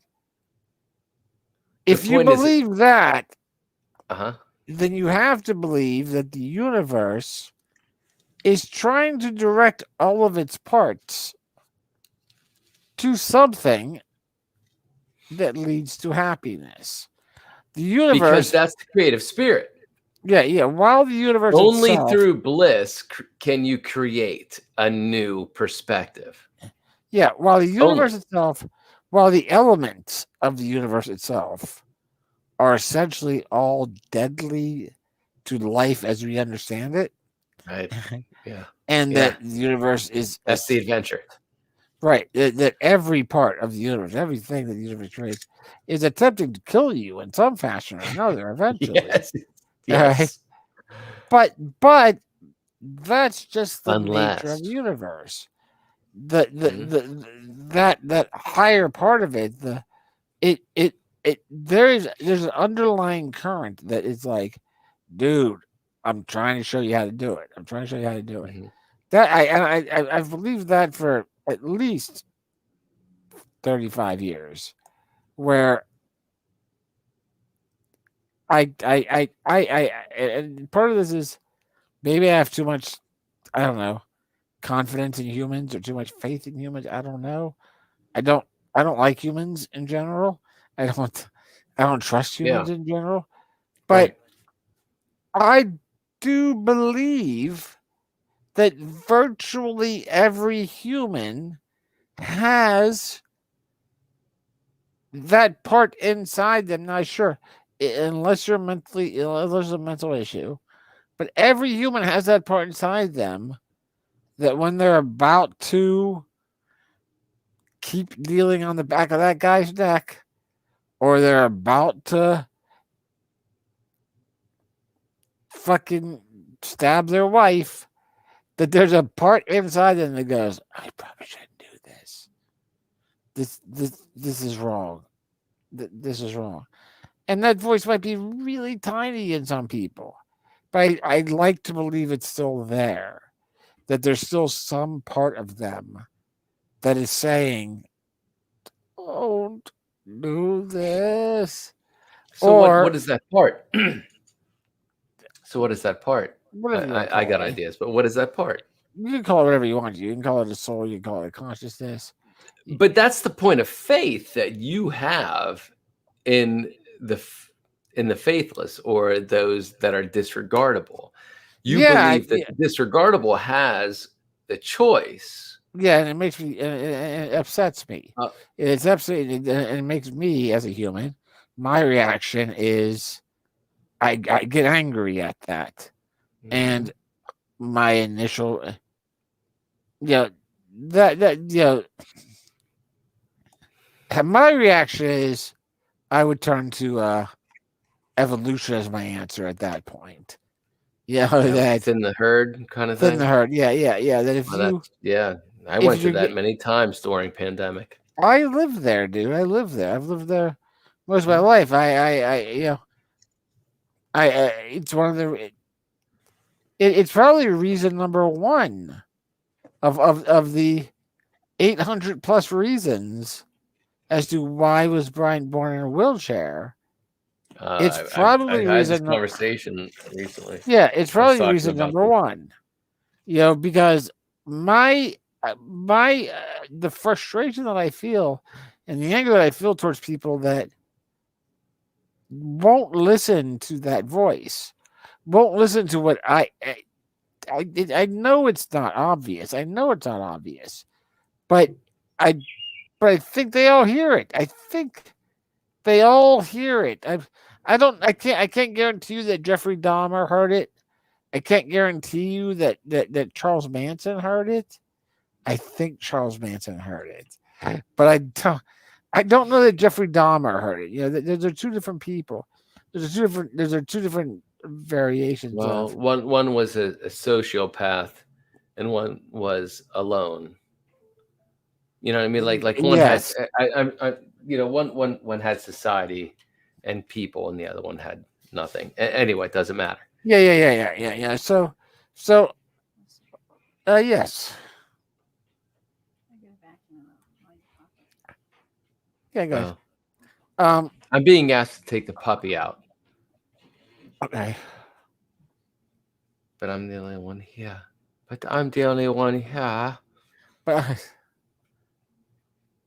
find out if it's an emergency or if you got 10 minutes. Well, I hear her moving towards taking the puppy out, actually, at this point. She works early in the morning. Ah, I see.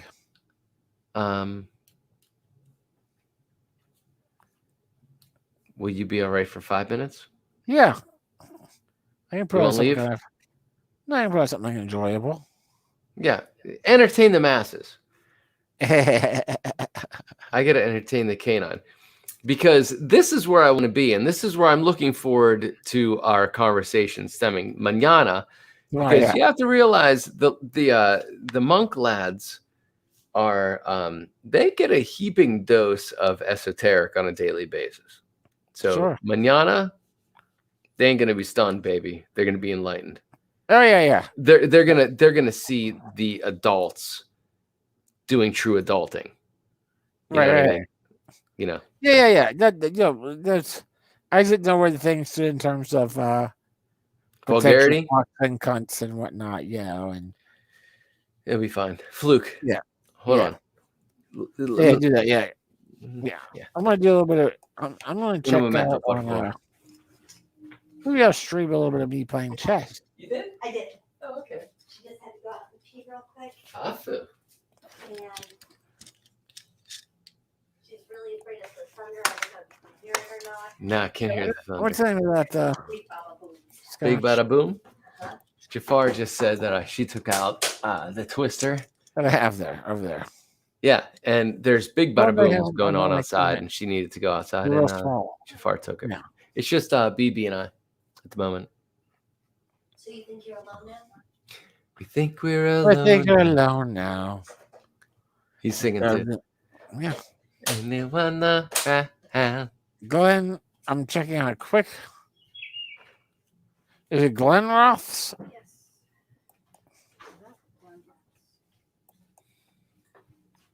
Oh, here, right? Bourbon Cask Reserve. I have it. Here, hold up the tray. Sing for me, BB. Sing. Here's my next drink. Sing about it. Can't read it right now. Closer. Turn it. There it is. Oh, the Glen Roth's bourbon. Hey, bourbon you have cask. that little thingy of gin. It was given to me by these guys. These guys being me. Bourbon cask. Oh, was it? Reserve. Yeah. That bottle right there, that little bottle, is currently $50. $50 for that. Oh my gosh. That little hand grenade. And I'm gonna drink it. Little thing?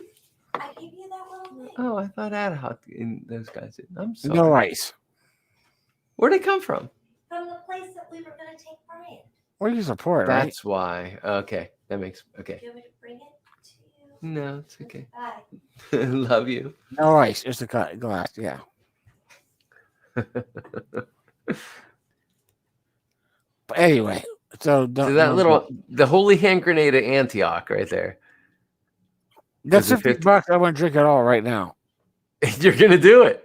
Yeah, I want to pour it right now and drink it for my birthday. Yeah. Wow. Fuck yeah, you are. There were three. Dave and I had purchased a 3-pack of those size bottles, and Dave and I split one. He stole the other. Does he know it? Oh no, he said. Yeah, he said today. He was like, oh yeah, that was the 3-pack. You and I split the one, and then I stole the other one on a low alcohol night when you and Karen were on a trip. Oh, I see. Okay, so I stole the other one. So he horked it. He obtained it. He played. Yeah, and I was like, well, that just means this one's mine, right? And he's like, yeah, that's yours. So I am going to right now. Oh, exciting! Take a sip of the Glen Roth's Bourbon Cask Reserve Single Malt Speyside Scotch. Woo! Speyside. Oh my God! Look at the color on that. Speyside. I know Ides. This section of Scotland. Speyside. SPEY. It's the very oceany. Yes. Let me I know the odds. Oh. Were all 4 holy hand grenades the exact same? No, they're all different. Oh, fuck all. Wow. I don't know which one he stole. Man. Right, here we go. The first sip. Here we go. Here we go. Look at the eyes. Watch his eyes. The eyes. Ding dang do. Oh, watch the hand. Dylan t-shirt. Ooh, that's nice. He says it's nice.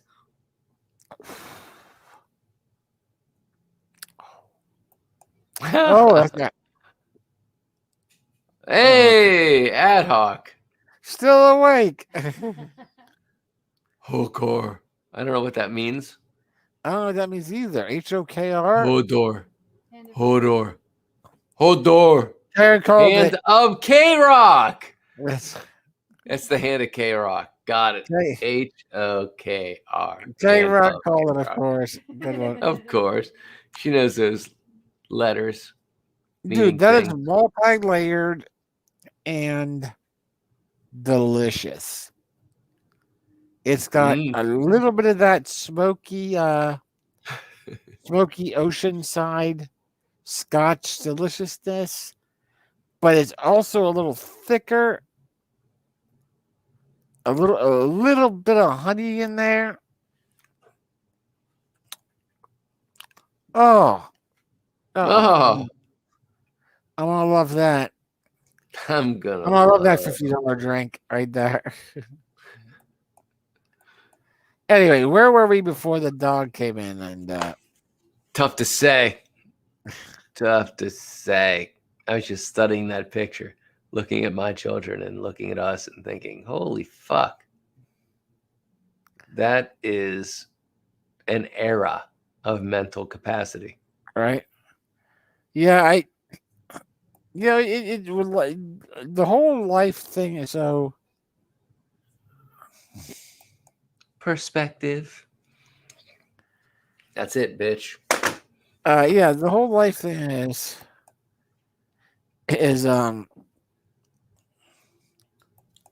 so ebb and flow and just go,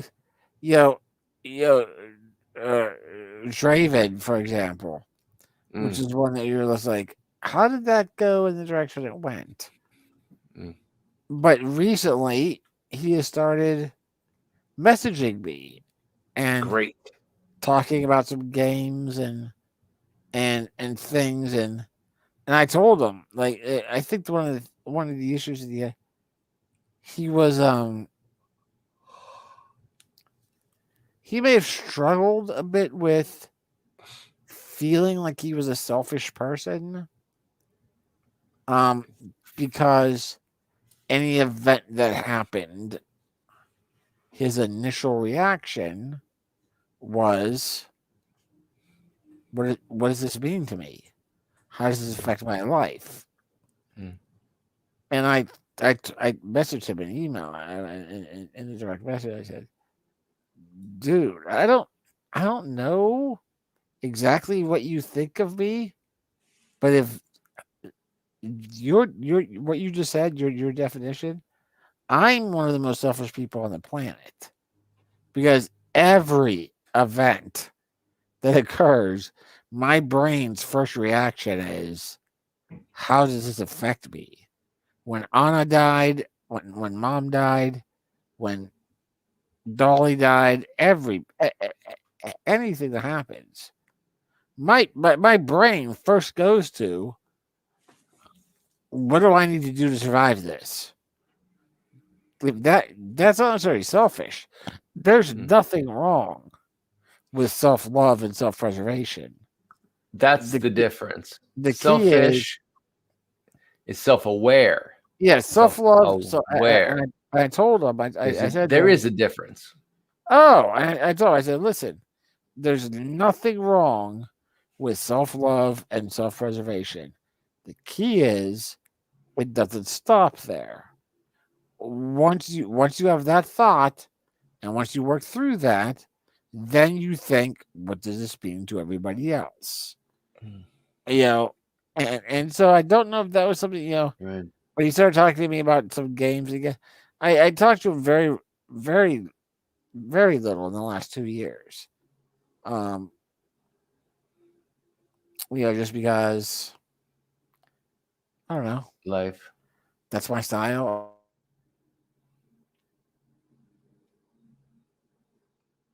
Ooh, did I lose you? We still hear it? There you are. You're not moving though. I'm still here. All right. Am I? Hello. Hello. Hello? Am I still here? Hello. Are we back? Are we back? I don't know. Hello. Hello? Say 1, 2, 3. 1, 2, 3. Oh, that we're on. So we're back. Okay. Yeah, that was a weird little blip. Yeah. That's all right. But yeah, so I mean, I don't know if it's just, I'm hate you, but it's not my nature. It's not my nature to I don't know. I don't want to say reach out, but I guess reach out. Yes. But the fact that I think that I'll reach out one time is my thing. It doesn't matter who you are. It doesn't matter if you're my fucking nephew or my best friend or a stranger. I'll reach out to you one time. If you fucking blow it, then I'm sorry, man. I'm not reaching out again until you reach out. Well, you've got to be the next one. It's your turn now. Yeah.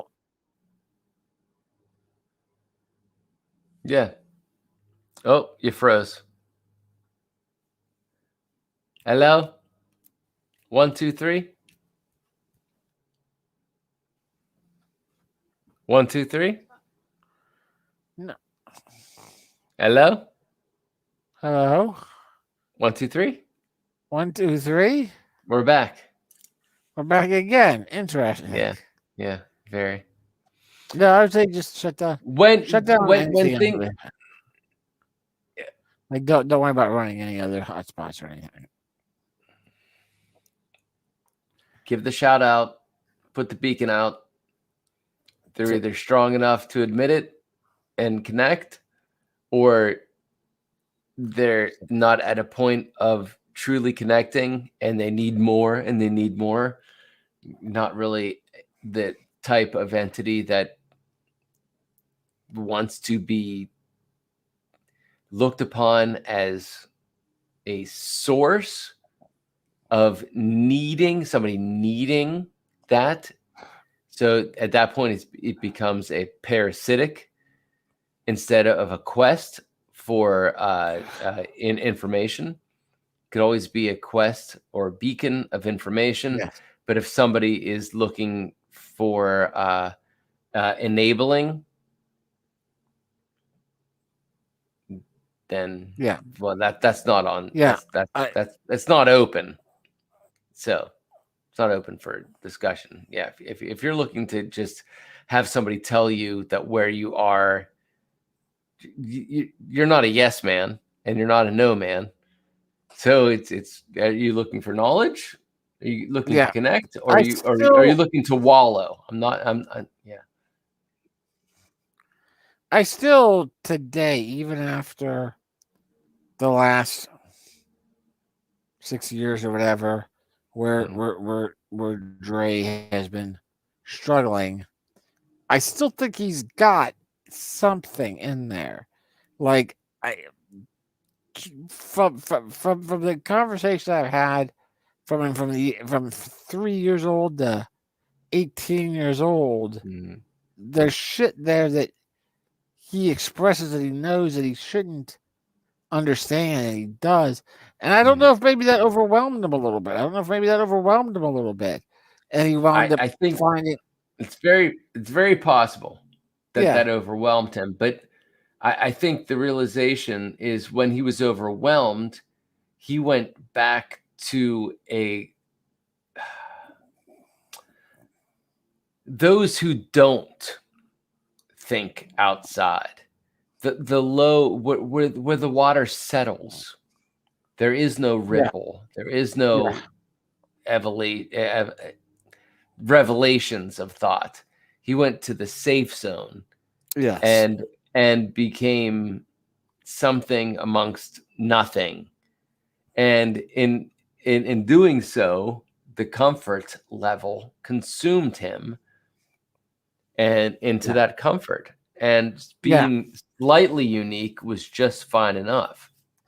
Yeah, and I think that when we gave him that we gave him that avenue as to, hey, here's your pathway to escape, to really be what you expressed in your potential.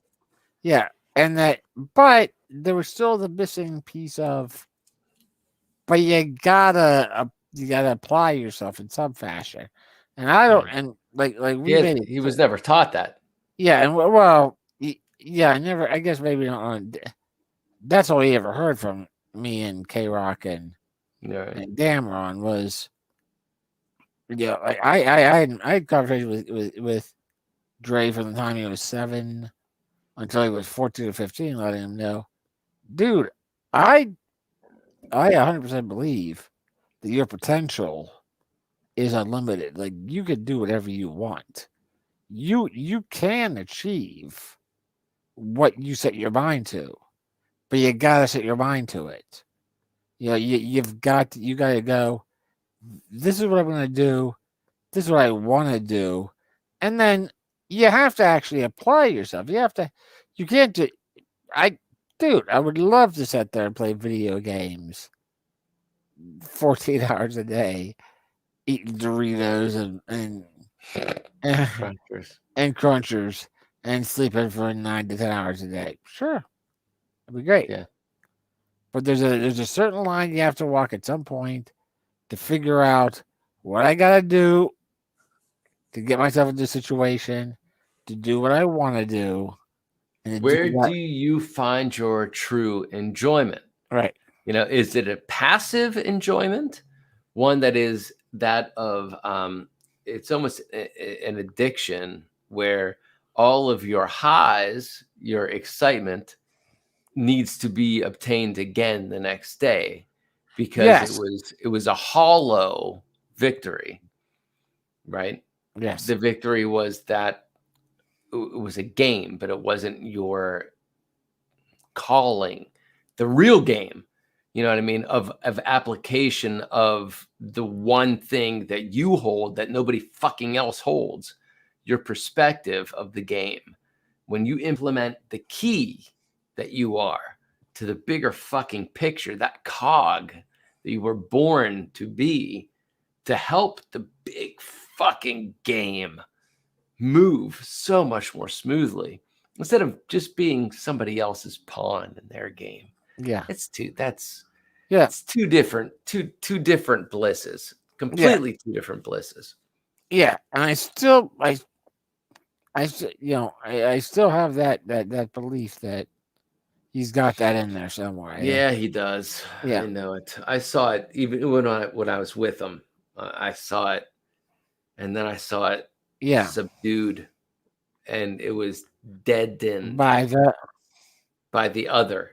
Yeah. By the other. Right? And I was really fucking confused. I was really confused. No, yeah. I was like, but you're not, you were here and now you're not here. And I saw the stumbling and I saw everybody doing things and him not. It was just all of a sudden it was like, it was really fucking confusing because and it's only confusing because I know I saw the spark. Yeah. And it's been numbed. Yeah. He's numbing it. He's shutting it down. Yeah. And I don't know why yet. And I don't know if and maybe I don't see it as a permanent thing. But I can tell you, hey man, as long as if he's surrounding himself, you are the the embodiment of the 5 people that you spend the most time around. And I'm floored to why he's being allowed to be in the situation he's in when all the perspective of his peers is a horrid perspective, a minimal, a bleak, a victim perspective. He's living in a victim fucking perspective. Like everything that the keep was, it has been fucking overrun by Orc. Yeah. Yeah, not everything, but most of it. I don't know. The location is been fucking. The location. It's a ruin. Yeah. I'm talking about the ruin. Oh yeah, it's a ruin. It's a ruin. If you're talking about the geographic location, geographical. Only geographical. Oh yeah, purely. That's it. But it's fascinating to me because that was the location of every possibility stemmed from that place. It was a fucking. It's a fucking pyramid of Giza as far as I'm concerned. Yeah. Of potential, and it is the opposition of that. It is the yin yang complete. And that's where he's been being allowed to dwell, and he's not seeing anybody else rise into any type of potential except victimhood. Fucking blows my mind. Yeah. He's not amongst his peers. Yeah. He's not. No. And then there's the other one, which is almost as confusing. Baffling. Yeah. Yeah. So he's all the information's there. I mean, we have him scheduled to come out here for a weekend. Oh, good. The other one. For a Friday, Saturday, Sunday. Good visit. He's open to it. Yeah. Oh, yeah. Which is during the taking him to the beer festival. That's right. Oh, that's right. Yeah. And what's the date on that again?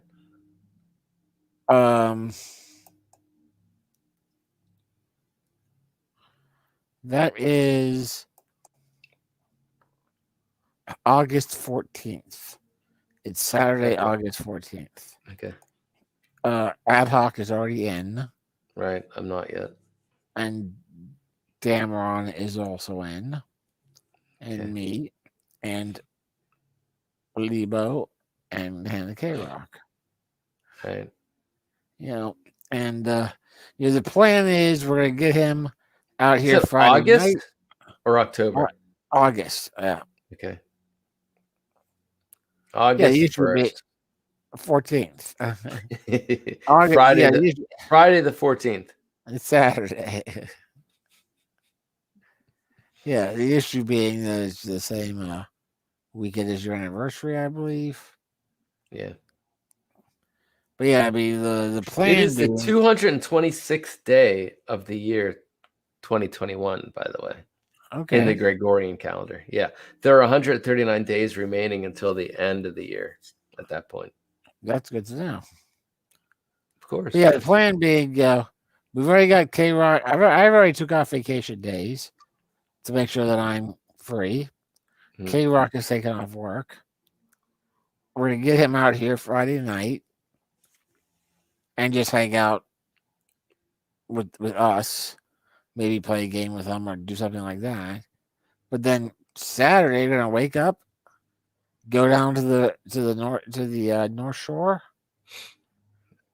and me, him, K-Rock, Ad Hoc, Dameron, and if there's any chance of you being there, and we're gonna go to dinner on one of the restaurants, and I'm gonna make sure everyone knows, dude, do not fucking drink alcohol at this dinner. Get yourself some iced tea, some water, whatever you want to drink. Drink that. That is not the purpose of this moment. The next purpose, on the other hand. The purpose of this moment is to eat some potatoes. It's some kind of sponges, pasta, possibly. Some kind of suction-y material. That's what you want to eat here. Chia seeds. Yeah, sponges, chia seeds, potatoes, pasta. That's what you guys want to eat right now. And a lot of it. Because we're going to go into this venue at 6 o'clock Feel like they're going to have 4.5 hours.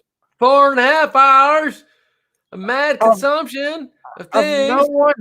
No one asking us for money in exchange for alcohol. And you can go and get as much of the alcohol that you want from any location as often as you want. This can go very, very, very wrong. Apply yourself. Know that you will be shocked. This is a marathon. You'll be shocked at the amount of alcohol you can consume in 4 hours. It's a staggeringly long time when all you're consuming is alcohol. There's no entertainment. There's music. There is. There's 2 or 3 bands playing on different stages. Usually, I think there's 2 bands, and then they have what do they call it? A silent. You ever hear that? No, a silent dance fest. Oh, with headphones, kind of thing. Yeah, everybody. Yeah, I've read about them. Yeah, they have one of those. Everybody. If you go to the dance floor, you get a set of headphones. Nobody else can hear what you're hearing. Right, everybody dances. Everyone That's dances. pretty cool. It's fun. I went there. It just so happened that the main beer I was looking for at the one beer fest, which was Dragon's Milk, which I don't know if you've had Dragon's Milk before or not. Fuck yeah. Oh, sounds awesome. Dragon's Milk is probably. We've talked about this, I think, but I don't know if I'm comfortable saying it's the best beer in the world. It could be the best beverage in the world. Wow. I mean, it's so Dragon's Milk. It's first of all, it's delicious. And it's not too sweet. It's not too bitter. There's a creaminess to it, but nothing that kind of that puts you off. If it wasn't so outrageously expensive like if you buy a 4-pack of it, a 4-pack is like $58. Oh, that's beyond. I thought you were going to say like $20. No, you're like $5, which is not ridiculous. I mean, when you're buying, quantity, but that's no, a 4-pack is like $58. That's like, that's what you'd maybe in New York. Yeah, it would be very hard. I'm not in that. I mean, to own it, like when you're out and about and somebody's pouring it for you. You're paying the house, you're paying the waiter, you're paying everything. That's why when I saw, I saw it's $12 a piece. And it was, I had the anytime I go to the fucking any beer fest, I always get the whatever it is. Whatever they call it, VIP, ultra VIP, whatever it is. I always go, give me the fucking top one. Because I want to get in early and I want access to a place that I can go to where there's not going to be 1,000 people fucking hanging around me. Like I can go here and hang out and get beer that you can't get everywhere else. It's worth it for me. Like I just fucking enjoy it. But when I got there, I was like, oh, dude, this Dragon's Milk. I've done research on this. So I saw, all right, this is limited edition. Only the early entry people have access to this beer, and it's only while supplies last. And I was like, all right, dude, we're getting into the gates. That's my shit. We're going there. Yes, that's my shit. That's my shit. I spent the first hour just drinking that beer, and that happened to be right next to the silent dance. So I watched people dance for like a fucking hour, and I was like, dude, and the more I drank, the more beautiful it became. Yeah, and I wasn't pounding them either. I wasn't going just like glug glug glug glug another. Yeah, I was like, I sipped them, I enjoyed them, I got 3 of them in an hour. I thought that was definitely worth it. You know, you get a 6-ounce glass. Yeah, so it's 18 ounces. I figured, fuck, dude, 18 ounces is already what? What you paid to be there. Yeah, it's already $20 worth of alcohol right there almost. You know, so, and the more I sipped on it, the more I was like, dude, these people are enjoying it. They're having fun. I like this. This is very, very happy. You know, Dragon blood and dancing. Dragon's milk. If you ever Dragon's milk, not blood. No. Dragon milk and dancing. If you're ever there, if you ever have the chance, knowing that we have fairly similar tastes, maybe not so much on the IPAs, because I know I like IPAs more than you do. I don't love them. Yeah. I don't love them as much as I think Ad Hoc might be. I think I'm more between you and Ad Hoc. I think Ad Hoc loves them more than I do. Right. But I can't see you not liking the Dragon's Milk. I mean, it's smooth, creamy deliciousness. Right on. Yeah, it is. I from the time when we were little, and when we first discovered Honey Brown, which nowadays Honey Brown is like, what was the fascination? It was just our first difference. It was the first difference. The only thing we had before Honey Brown was Keystone. No, I don't know if we fucking had Keystone. I mean, we may have had a Guinness, but there was no difference. It was all in the Pilsner and just Keystone, degrees Bud of Light, Coors Light, Miller Light, the Beast, Milwaukee, Icy. It was all that, and then there's Honey Brown. They're like, oh my! Viva la différence. What is this? Candy. Which I think definitely was the I would identify Honey Brown as my springboard into. It's a good point. Being interested in other, because just the thought of, well, wait a minute. That is called, but you still call it beer? Beer is it? If you could make a beer taste like this, why wouldn't you make them all? Why are you fucking about with that other bullshit, Pistles? And the beer festival is at AE. The Viva la Différence. Oh, dude, they've got the key is, I know that people go there and just fucking start roaming around drinking whatever. The key is download that fucking beer list before you go. Look at what's there and get an idea of what you want to taste.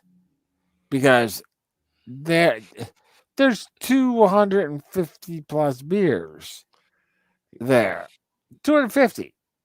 You can't taste 250 of it in 4 hours. I don't care who you are. I don't care what country you're from. You pick 10 to 15 beers that you want to taste. Keep in mind, if I'm drinking fucking sours, I better keep drinking sours because I do like sours.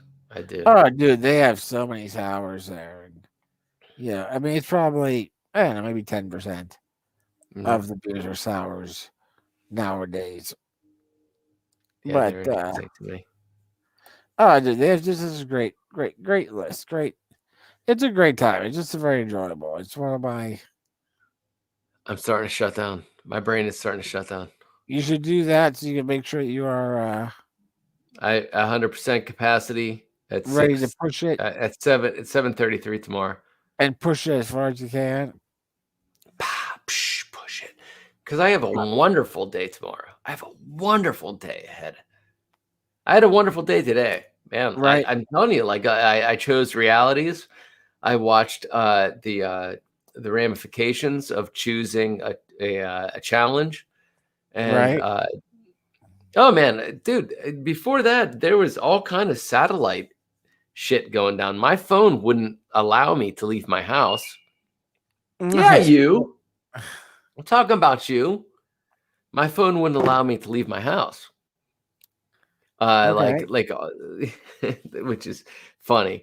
But my GPS, my entire phone started shutting down right as all of my, I need to leave the house to get balance his trumpet lesson, to get this. And then before going to a completely different, I have no idea even where it is in the world. When I tried to log on to the stream tonight, when I tried to log on, I realized, oh crap, my computer shut down because we had a power outage. Oh, there was all kind of, dude, today was an electrical lunar, I have no idea, nightmare. So that was my phone. So I went to and I switched phones with Rebecca while she was at work, and took her phone, and her phone started doing it as well in a weird way. So the entire GPS trip, it kept saying losing GPS signal, and I was completely at a loss. And luckily, I was able to click into when I realized this was happening. When it would click on for just a hot moment, I clicked on to the MapQuest version of GPS, the written word, right? And I just froze on that, and that's what we followed to get there, old school way, which is sad that it was like a challenge, but it was like, oh my goodness, here is a challenge of the obvious, of something that is already in us. I know how to do this. Don't fall into the luxury fucking prey. You become prey at that point. Like, you've lost your path. When I'm relying on somebody else to tell me my path instead of being aware of my surroundings, instead of knowing where I'm going, or having any fucking confidence in me being in a location outside of my domicile or my dome, my mind, like completely just giving up any fucking. So, and what's interesting is, like, once I did that is when it started connecting again. And so, and I don't know, I could go into a whole bunch of different relevances that maybe tomorrow. But nevertheless, it was a marvelous day of challenges and successes and leaps and shifts, which have always been the scenario for a 7-7 in my life for the last 3+ decades. Yeah. So all right, champ. I mean, I'm very content with the way my birthday went. Fantastic sleep, great day, great thunder and lightning. Yes. And delicious. Is this all you got? Right? Delicious sushi dinner. Oh, nice. Yeah, loved it. Great martini with some ginger. Worked out. That was delicious. Yes. This friends of old. Friends from across waters. New friends. Waters, that was fantastic. Only pandemic friends that seem like neighbors. Like, how fucked up is that? Yes. That dude seems like my neighbor. Dude, Rev is he's something special, man. I don't fall in love with people easily, but he's made it pretty easy because he's dude. He seems like a fucking great guy, dude. He seems like a fucking great guy. And I mean, I'm not gonna buy into it until I meet him. Maybe he turns coat and I have to murder him. I don't know. Tough to say. Tough makes to for say. A good story. I've seen him for a couple of hours every few weeks. Right? Might have to murder the guy. Trust me, dude. No. I could convince anybody that I am anything if all they have is me for a couple of hours every few weeks. Yeah, that's true. All right. If they don't see me day to day, fine. I'm not puff of smoke. Right. I will puppet bow to the leper messiah. I will puppet master that shit wherever I want. Another Metallica reference. Perfect. Right? Yeah. I will do that. Right. All right. I don't get that sense. I don't get that sense. I'm the Phantom Lord. Right. And I have no remorse. over my day. Well done. So let's hit the lights on this one and kill them all, shall we?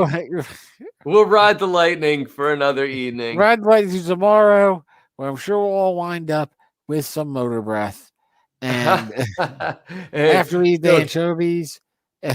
Eating, yes, and following the call of Cthulhu. Right. So, yes. make sure you charge your battery. And good one. And get ready for tomorrow, right? Where we will be in our sanitarium of bliss. Much love. Follow your brightest star, whether it's Orion, or the closest one. But you be you, boo. We've been ourselves for many decades, and the BB has been summoned here onto this planet for a solid half century to your benefit. While I do not want to, I am getting more and more certain I'm going to outlive you all. And and I fear that. It'll be a fun story. But I look forward to seeing you tomorrow. Yes. Be safe, everyone out there in the world. Goodbye from the hand. And who knows? We don't know that we're not going to stream tomorrow. We might wind up streaming. I hope the Rev joins us. And be safe, all. Just keep breathing, keep living, keep loving. Don't fuck anybody over there. You don't have to. No, not even that. It doesn't deserve it. That doesn't deserve it. If they deserve it, then please fuck them over. But teach them a lesson. I'll teach them a lesson. All things are lessons. Good night, all. Cheers.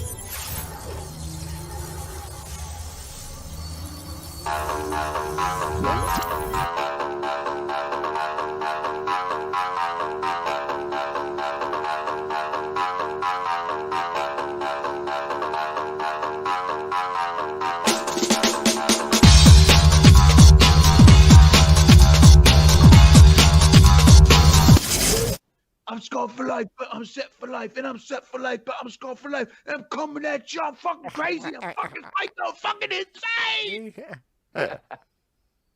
That's the fucking chorus right there. You nailed it, dude. You nailed it. You nailed it, and you visually transformed into fucking Joe Rogan. You did. Joe Rogan, yeah. You did. You visually transformed into Joe Rogan. It was amazing.